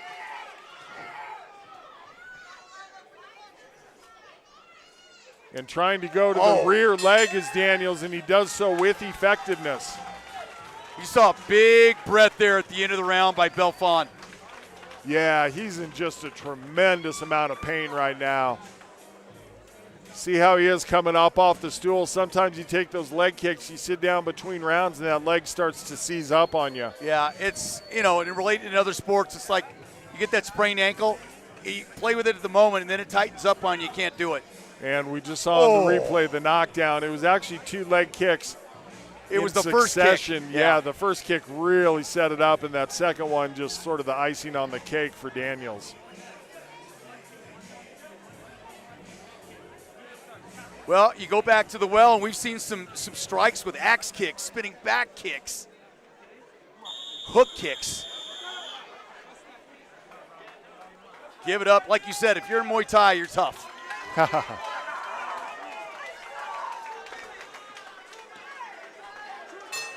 All right, here we go.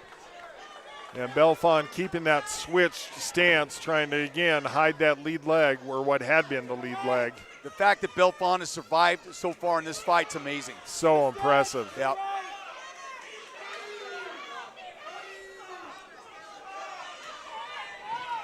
Nice high guard by Daniels. Kept himself safe against the head kick attack of Belfont. Yeah, Daniels. Oh, a beautiful big left right. check hook. Wow. No, you're right. I'm sorry. It was the right hand, Todd. Yeah. My mistake. That's okay. Overhand right. Well, you know what? I don't think either one of us expected it. Yeah, he sort of met Belfont as Belfont was stepping in. Belfont still has some power left. Got to give him credit, but man, Daniels has done a great job. What did I say, Robert?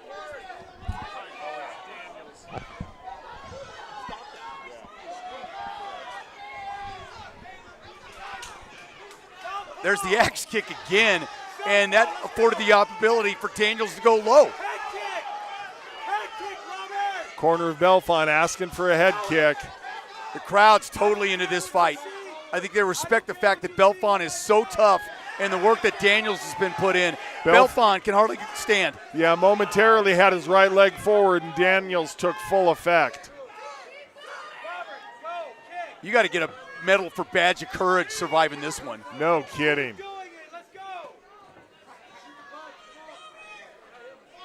You want to watch some hardcore Just Muay over Thai. 10 seconds left. Belfont attacks with the elbow now. Belfont trying to get his licks in at the end of this fight, but too little too late. The fact that he survived this fight is unbelievable to me. Beautiful outside crescent kick by Belfont there at the end. I don't know the last time I saw a crescent kick, a hook kick, a jump back kick, an axe kick. Showing off his repertoire, as it were. Wow. Don't ever question Belfont's toughness. And as many shots as he took, it's those leg kicks. Oh.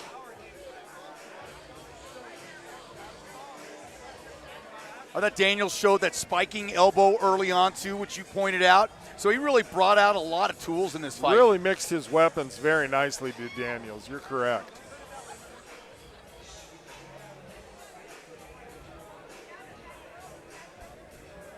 Belfont's might go here.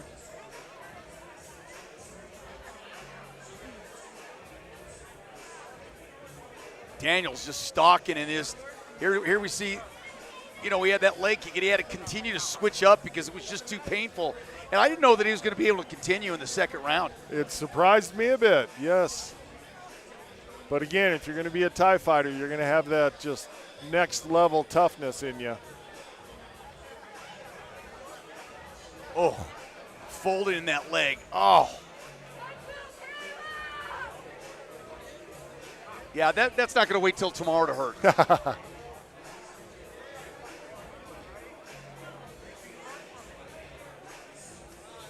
There it is, the replay again. And, you know, Daniels is in great shape, too.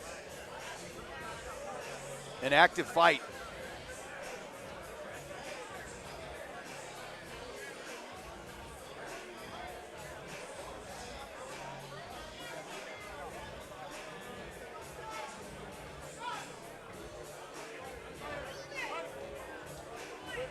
That was a labor of love trying to get that glove off. Yes, it was. All right, Stewie's got the word. Ladies and gentlemen, after that 3-round battle, we go to the judges' scorecards. All 3 judges have scored this bout 30-24 in favor of your winner by unanimous decision, Caleb Daniels. Congratulations to Caleb Daniels, a representative of the McMahon Training Center. Takes his record past the 500 mark in Muay Thai. He is now 3-2. And a little bloody nose at the end that he got.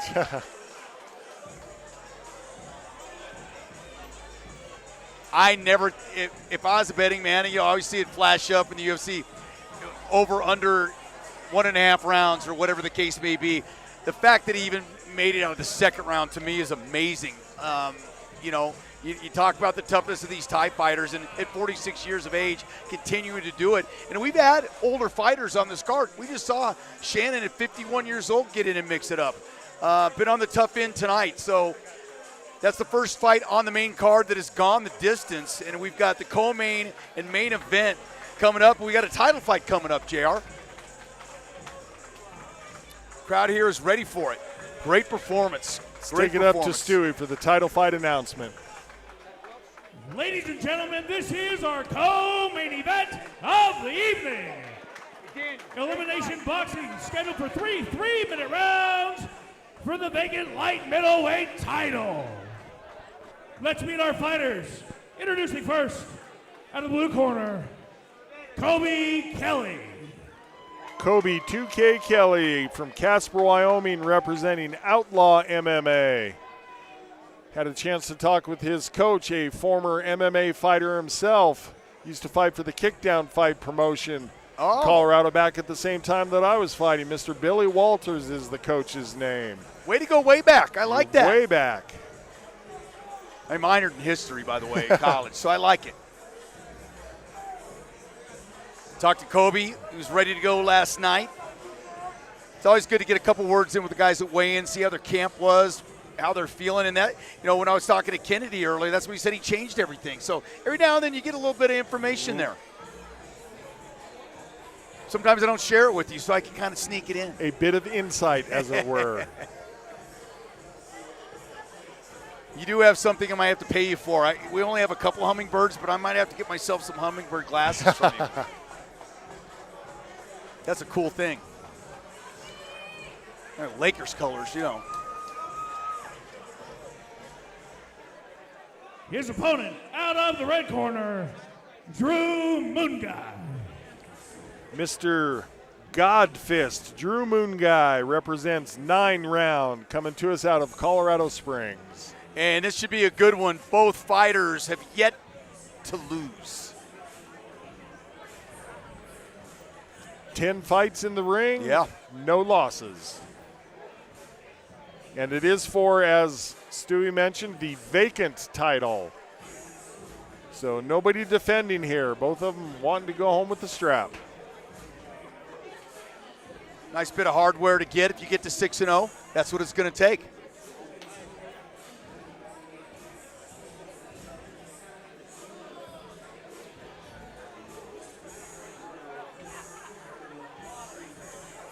Moonguy from 9 round. This is going to be good. As a co-main event should be. Kobe Kelly out of Casper, Wyoming is the 27-year-old Orthodox fighter with the aforementioned 5-0 undefeated record, 6 feet tall, 151 pounds. Facing off against Drew Moonguy out of Colorado Springs. He's just a bit younger at 26. Also Orthodox has a matching 5-0 record, 5 feet 8 inches tall, 153 pounds was his weigh-in weight. Well, the particulars are there. This is our co-main event of the evening. Elimination boxing scheduled 3 3-minute rounds for the vacant super welterweight title. Referee in charge, Tim Mills. Let's meet our fighters. Introducing first, fighting out of the Mike Maroone Ford blue corner. He's an Orthodox style fighter with a record of 5 wins, no losses. He stands 6 foot tall, weighing at 151 pounds. With Outlaw MMA from Casper, Wyoming, Kobe 2K Kelly.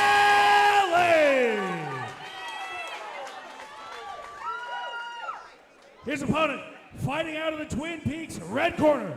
He's an Orthodox style fighter, also with a record of 5 wins, no losses. He stands 5 foot 8 inches tall, weighing in at 153 pounds, with 9 round from Colorado Springs, Colorado, Godfist Drew Moonguy. Godfist. And on a side note, Moonguy's coach wearing socks that say 9 round. Oh, nice. This is for the Sparta super welterweight belt. Protect yourself at all times, obey my commands at all times. Any questions out of the red corner? Questions out of the blue corner? Touch them up, gentlemen. Let's fight. All right, here we go. For the vacant super welterweight title. Somebody's gonna go. Tap them up. Let's go, boys. Kelly wearing the trunks that says Kelly on them. Yep, that's a good way to spot it. I like that. Kelly working with that left jab, trying to slide in and get that jab going and using that length. 3 rounds. Right before the fight, I could hear Moonguy's corner, and they were telling him they want him to start very fast. Moonguy will pick off your punches before they arrive there with his gloves. Little body shot there by Kobe Kelly. Just trying to sneak a hook in there. Didn't quite land, got a little bit of glove. Kelly's got some speed.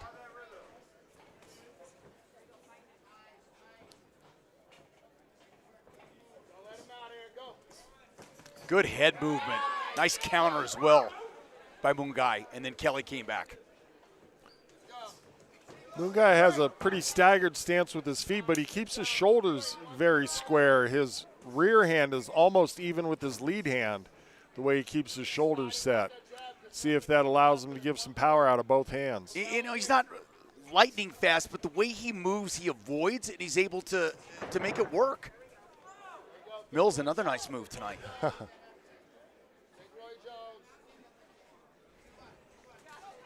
Mungai scores with the right.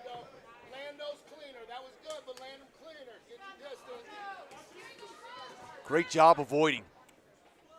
Kelly with the flurry right there. Feint. Kelly leaping attack by Mungai. Kelly steps out of it. Saw it coming in just enough time. Yeah, we talked about that in the earlier fight, and we're seeing it here in the higher level fighters. You do that leaping attack, it's a little bit slower. Certainly gives you more power, but that's something that higher level fighters can get a read on. Yeah, and you see it right there, and you saw how it worked for the guys that were amateurs, and that was his very first fight, so he'll adjust. But sometimes it works. Just out of reach. Mungai, for the height difference, has done a great job with distance control. 30 seconds left in the round.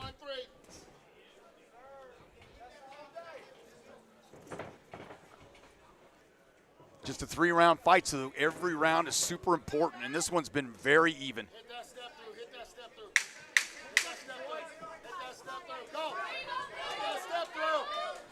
Nice flurry, but only one landed.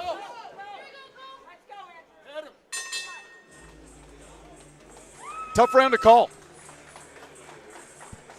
Little flurry at the end. Pretty even back and forth action.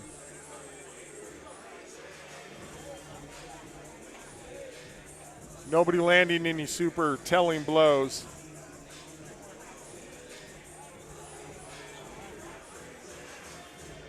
Go the replay action. Both fighters trying to kind of a feeling out round, yet some action as well.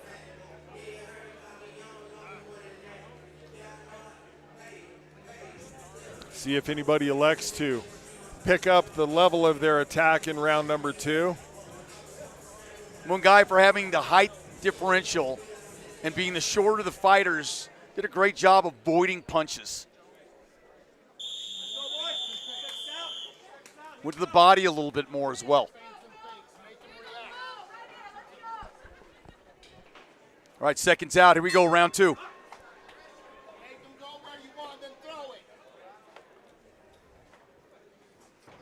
Mungai pressing forward. There's a nice 3 jabs in a row by Kelly. I need more movement. When he's throwing, I need you to be elusive. Let's go. Looks like both fighters looking to pick up the speed of their attacks. Kelly trying to connect with that 1-2. He's the quicker of the fighters. Don't let him skirt on that outside. Get him. Ooh, uppercut just missed. After you slip, throw that 5. Punches hitting the body. They're scoring, though. Kelly starting to land with a little more accuracy. Not tons of power. And he's able to slip punches as well. Yeah, right there. Good call, Todd. Corral him in with that 1-3. Come on.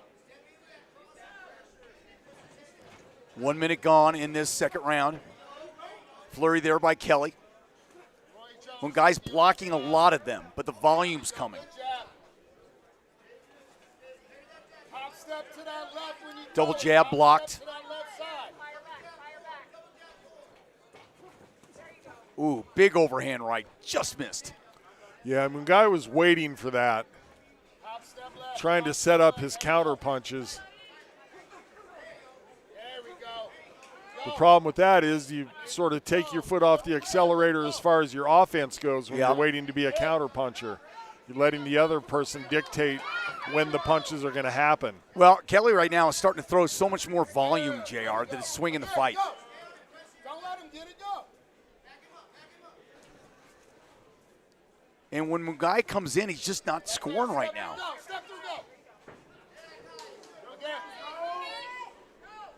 Problem's catching him, JR. Kelly's fast. Yeah, Kelly has a 4-inch height advantage, so of course that translates into a significant reach advantage as well. And he's utilizing that to his advantage. Combine that with the speed that he has and the quickness. Nice evasiveness by Mungai there. Yeah, left jab by Kelly landed. Go, back in, hands up, back in. 38 seconds left in this second round. We're Wild miss with the right. We're over by the corner of Mungai, and I can hear them asking him to close that distance. They say they want him back in. That means back in range. Not powerful punches, but 2 of those landed. That was a snapping jab.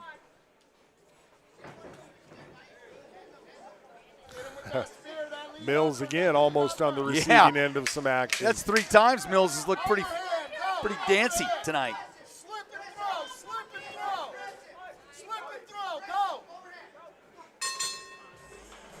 All right, final round coming up in this, our only title fight of the evening. The reach and the quickness that Kelly has shown has made a difference, especially in that second round, JR. It was very much more pronounced. Yeah, it's something you and I talk about all the time. That's managing the distance, and Kelly putting on a master class doing that. Mungai just not able to close that distance and get into where it can land effectively. And growing a little frustrated. Yeah, when you keep punching air, it's definitely frustrating. Yeah. And it wears you out as well. Great point. Twin Peaks replay. Got great wings there, great eats, and scenic views. Stewie says he likes fried pickles. I mean, okay. Who knew? All right, third and final round of this title fight.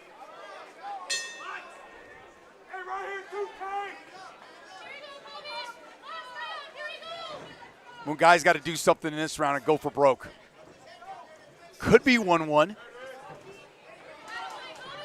Wow, Kelly really turning up the speed even more. Who knew he had that much more in him? Yeah, he's not breathing hard. He's in great shape. In his attack, he's trying to he's figured a few things out now. Mungai is hard to hit as well. Nice stiff jab there. Mungai just can't figure a way out to get past the defense and get past those long jabs.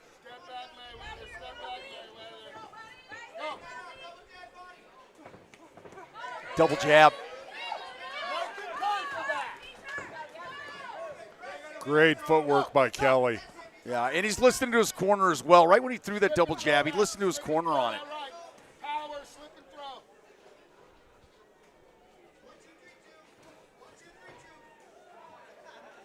Mungai tries to inch in to try to get into range, and he just can't get there.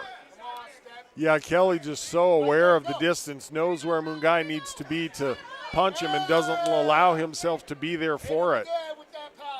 Mungai hit him with the power shot, but the jabs that have kept him off balance are scoring. There's a 3-punch combination. Now, 2 of those hit gloves. Jab was good.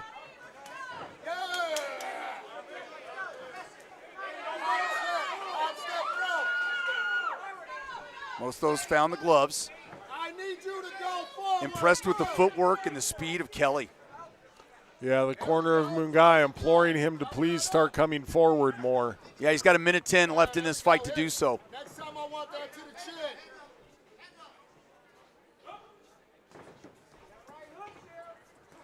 Mungai's got to go for broke now. There's under a minute to go in this fight. Kelly's evasiveness and distance management just never allows Mungai to get off with a combination. No. He'll throw one punch out, and by the time the second or third punch comes, Kelly's out of range. Yeah, Kelly with great head movement as well. And Mungai is a very good fighter, as testified by his 5-0 record. Off balance there, Kelly's able to move. 30 seconds left.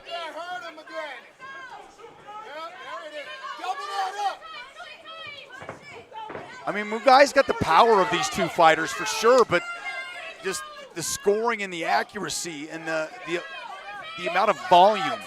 Yeah, Kelly's speed has really been telling throughout this whole fight, as well as his footwork. There he knocked him off balance just coming in. Just couldn't find a way in this fight. And that's the story of this fight. Couldn't find a way in and utilized his jab extremely well. It could be a 29-28 fight depending how the first round went, but I thought that the second round was yeah, I think that's what it's going to be. The second, third round, you talked about it. Who's going to come out here and establish themselves? And there's no doubt about who did. Agreed. Kelly was impressive. I liked a lot. Not a lot of power at this point, but maybe in this fight, it was stick and move. Don't get hit. Great head movement. Use your jab and score.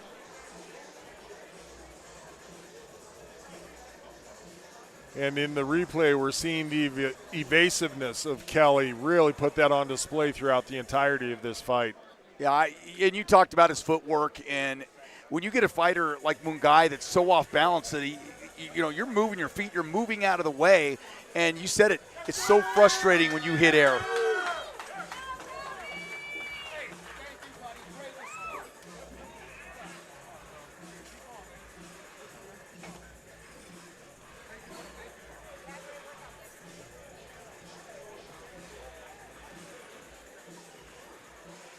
Mungai had some power shots that landed in this fight, but the volume certainly belonged to Kelly, even though he had the Lakers colors on.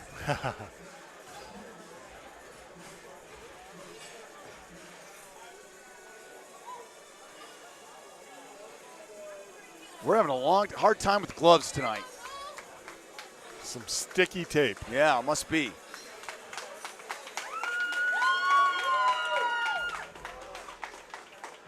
Double stick. Mungai lunging, had a body shot there, but everything he had to do was hard to get there.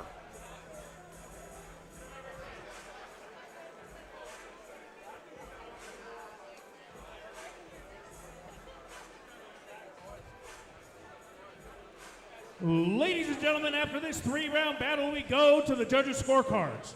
All 3 judges have scored this bout 30-27 in favor of your winner by unanimous decision and new super welterweight champion, Kobe 2K Kelly. Congratulations to the new title holder, Kobe 2K Kelly. He's representing Outlaw MMA, keeps his record undefeated. He's now 6-0. Stewie, give us this post-fight interview. All right, Sparta, I'm here with our winner, Kobe. First and foremost, you're walking away with the belt. How's it feel right now? Man, it feels amazing. First and foremost, I got to give all glory to God, the man above. I couldn't do it without him. Shout out to my team right here. Without these 2 guys right here, I couldn't do it. I couldn't do it without them. And shout out to my family. Huge shout out to my family. Best support system I got. All right, so you got the shout-outs out the way. All right, so difference between this and the normal elimination bouts, we go from 2 minutes to 3 minutes. Did that change your training at all for this? Yeah, definitely. I had to up the rounds, had to make sure my conditioning was a lot better, just so I could get in here, go all 3 rounds, all 3 minutes for all of it. He was a good, tough opponent. He pushed me. Had to make sure that cardio was good. He was very much a stalker, right? He controlled the middle of the ring and was pushing you around. You're throwing those hands, your feet, absolutely amazing. What did you do to focus on making sure you could get out of this tough spot so quick? We knew he was going to come and try to pressure us, so we worked on creating those angles and getting out of tough situations like the ones that we knew he was going to make. Awesome. What's next for you? You got this belt. You want to defend it. What do you want to do now? I definitely want to defend it at least once. I love Sparta. This is like the best fight community I could be around. Thanks to all the fans. Thanks to Sparta. A huge shout out to Sparta. Definitely going to defend the belt. I'll be back soon.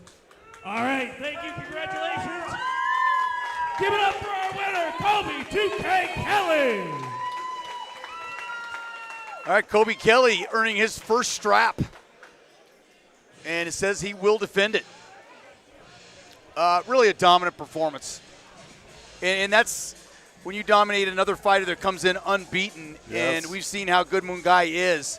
Just a great performance. Yeah, that's very telling. Yes, indeed. Frustrating, as a fighter when you can't. compared to football, when you're an offense, you just can't move the ball. Right. You know, and you can't do anything offensively. It just gets so frustrating watching it.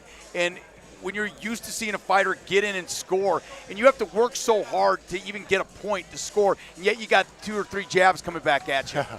You know, it makes it a tough night for you for sure. Long night. Yeah. Main event is left. We are through 9 bouts. We are ready for the last fight of the evening, which is a pro 4-round fight. Let's get it up to Stewie. Ladies and gentlemen, we've got our main event of the evening coming up. It is pro boxing action scheduled for 4 3-minute rounds in the featherweight division. Real quick also, make sure you stop by our Sparta merch, one night only, summer special on some Sparta merch. Make sure you stop by on your way out. Let's meet our fighters. Introducing first, out of the blue corner, Angelo Trujillo. Angelo Trujillo, the phenomenal. He's a representative of Del Toro Boxing.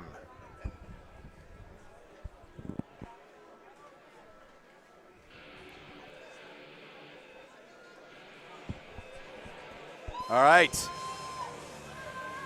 Coming in with a quick walk. That is the quick walk. He wants to get to business. That's it. He's ready to go. You know, sometimes you want to see the flow, what they got rolling. I think we see aggression here. Yeah. Angelo fought bare knuckle last time, and a great job at it.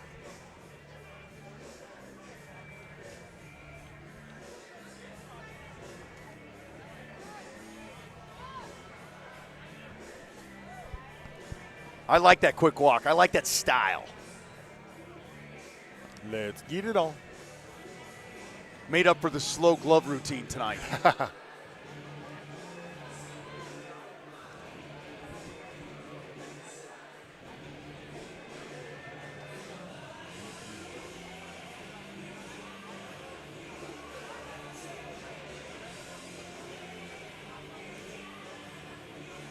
Well, for a lot of the debuts, we've had a lot of great fits. Main card has been definitely ratcheted up the excitement and the action just a little bit. And what a crowd out here to enjoy it.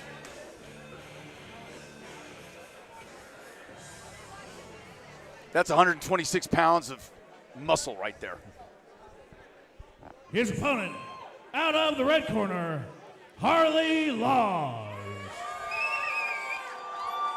Mr. Harley Laws represents Atencio Boxing tonight. Little slower pace in. Vern talked about him in the pre-show and just having that one draw and how much he's worked. In talking to Williams yesterday, he was, focused on this fight. Thought he has had a great camp. Everybody does, but was really happy with some of the things he did. And it's not on your camera screen, but no.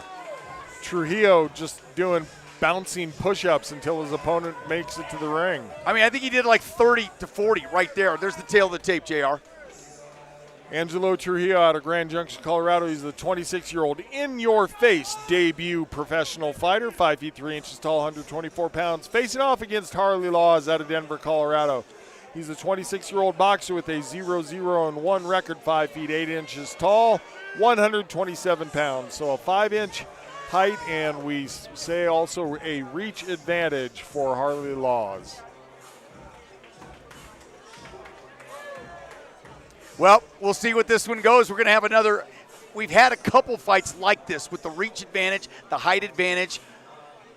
The Horn fight was one of those.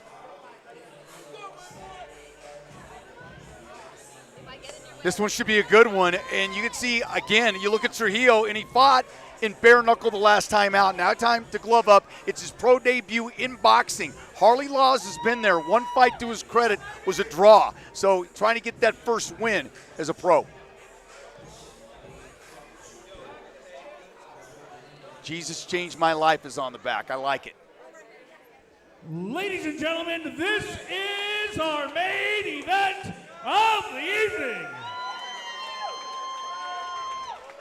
4 3-minute rounds of pro boxing in the featherweight division. Ladies and gentlemen, this is Sparta!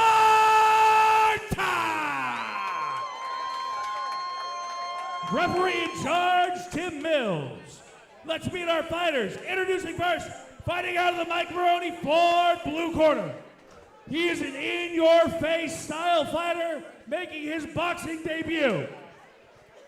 He stands 5'3" tall. He weighed in at 124 pounds with Del Toro Boxing from Grand Junction, Colorado, the phenomenal Angelo Trujillo. Man, he is a ball of energy. That he is.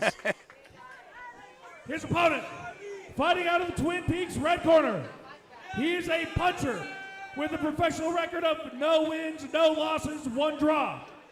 He stands 5'8" tall, weighing in at 127 pounds with the Tensio Boxing from Denver, Colorado, Harley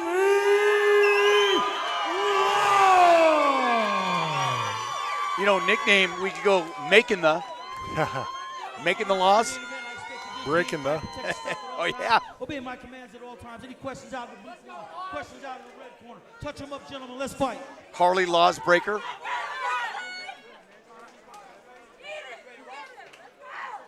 All right, let's see. This should be action-packed. I can tell you right now, Trujillo is lightning fast. Whoa. Referee asked him to clean that up a little bit. Laws has got a good reach. And boy, that jab stings. But look at Trujillo, just comes in like a bull and fast. Laws very calm against the frenetic attack of Trujillo. Yeah, and it's such a different style, JR, that it catches you right off the bat. Good evasive head work by Laws. Laws just going to settle in.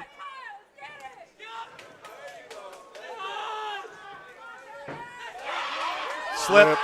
You saw Laws try to meet Trujillo with an uppercut as he came in.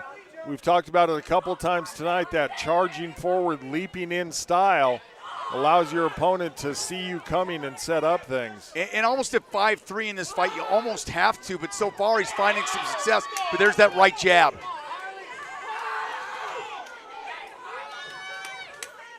And I'm noticing Trujillo's wearing Bart Simpson socks.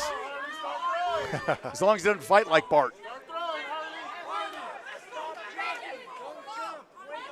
It's like a piranha. I think Trujillo was one for pushing there.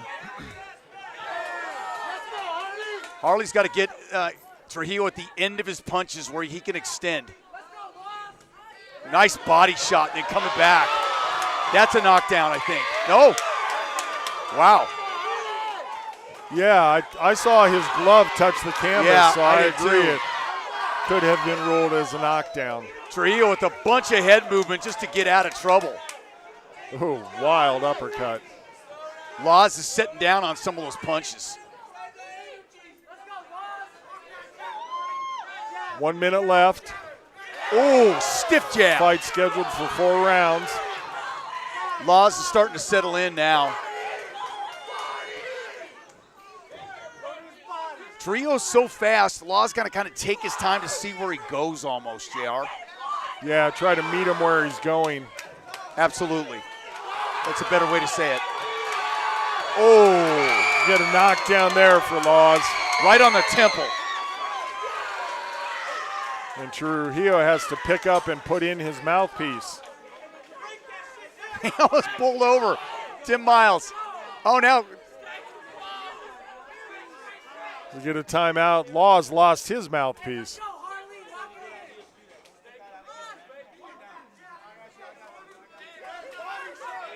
Miles like, come on, bite down on the mouthpiece. I don't know how it came out. Maybe just excited. Yeah.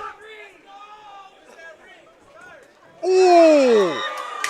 Left-right combination. Good flurry to end the round by Laws. Yeah, Laws has got to take a little off those.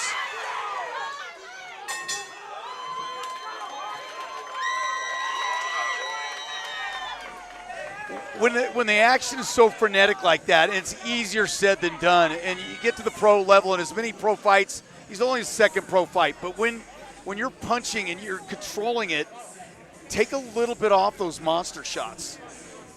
Yeah, it'll allow those punches to get there faster and be better targeted. But when you're shark smelling blood in the water, it's hard to turn it down. Yeah, you get that adrenaline moving.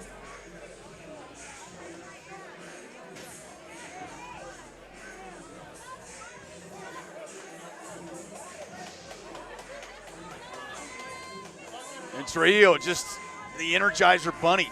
I mean, that he is. There's the knockdown. Yeah, that was an odd. Yeah, Laws set it up with a nice prolonged combination.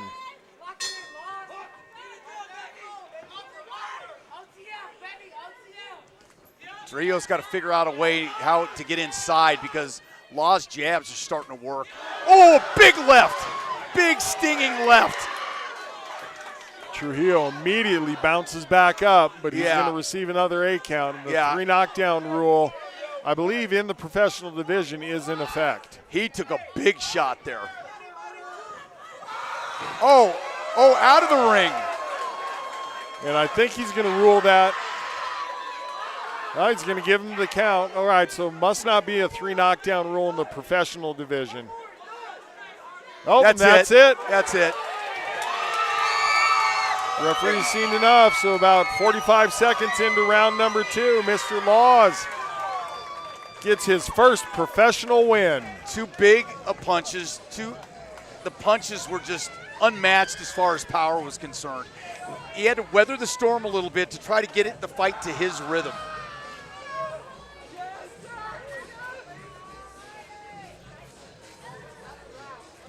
But you were right about the combinations that he was throwing, which we saw a lot of tonight, and I thought that was cool. Yeah, a lot of fighters really doing a good job of not trying to rely on single punches.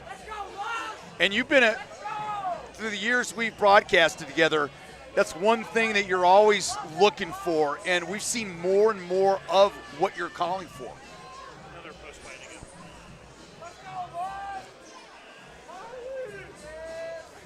A lot of Harley Laws fans in the crowd. Tell you what, another great card. Had debut fighters to start things off. Last week was Greeley. Today down at the Eclipse Center, we saw a great main card and a lot of finishes on this main card. You know, there wasn't a lot of finishes early, but Caroline O'Shang started with a bang in that first fight with that head kick knockout. Crazy. Right, Stewie's got the official word. Happy to get his first win, that's for sure. Ladies and gentlemen, referee Tim Mills calling a stop to this bout 42 seconds into the second round. Declare your winner by TKO, Harley Laws! Harley Laws gets his first professional win. He's now a 1-0-1 professional fighter in the boxing division, representing Atencio Boxing. Congratulations, sir. Let's get a word from Stewie. All right, Harley. Well, first, congratulations. You get the first win of your pro career. How's it feel?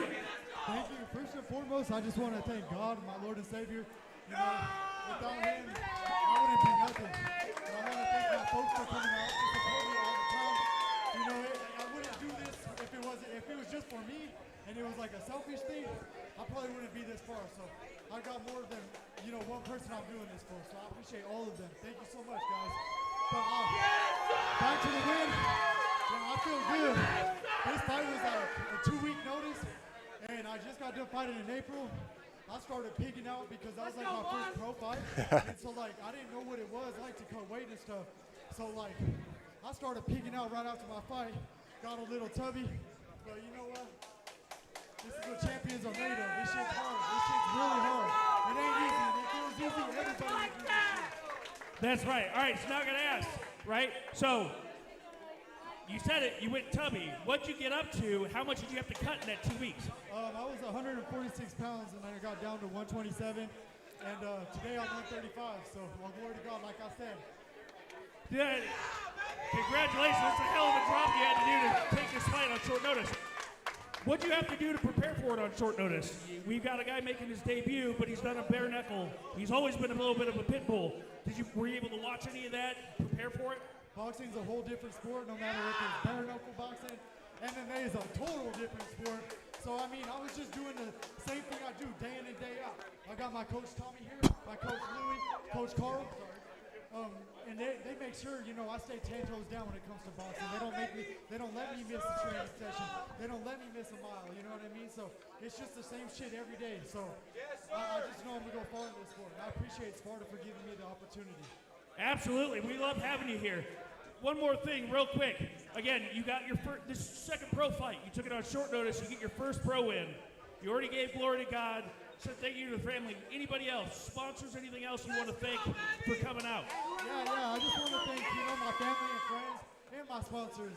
My brother Carl here. If you guys need auto detailing, he got you guys no matter what. It's Blanco's Auto Detailing. So if you got a nice car, a nice ride, or you care about your car, hit up my boy Carl. He'll hook you up. And I want to thank my fans. Like, look at all these people out here for me. You know what I mean? Like that don't scream the pain that we're done. Absolutely, it always takes a village. Again, congratulations on your first win. Hopefully we see you again soon. Absolutely. Guys, thank you so much again for Sparta. We'll see you July 11th for the next Sparta event. July 11th it is. For Todd Romero, I am J.R. Gordon. Thanks for having joined us here at Sparta Fight Night 21. We appreciate your patronage. We'll see you at the next set of fights. Gotcha.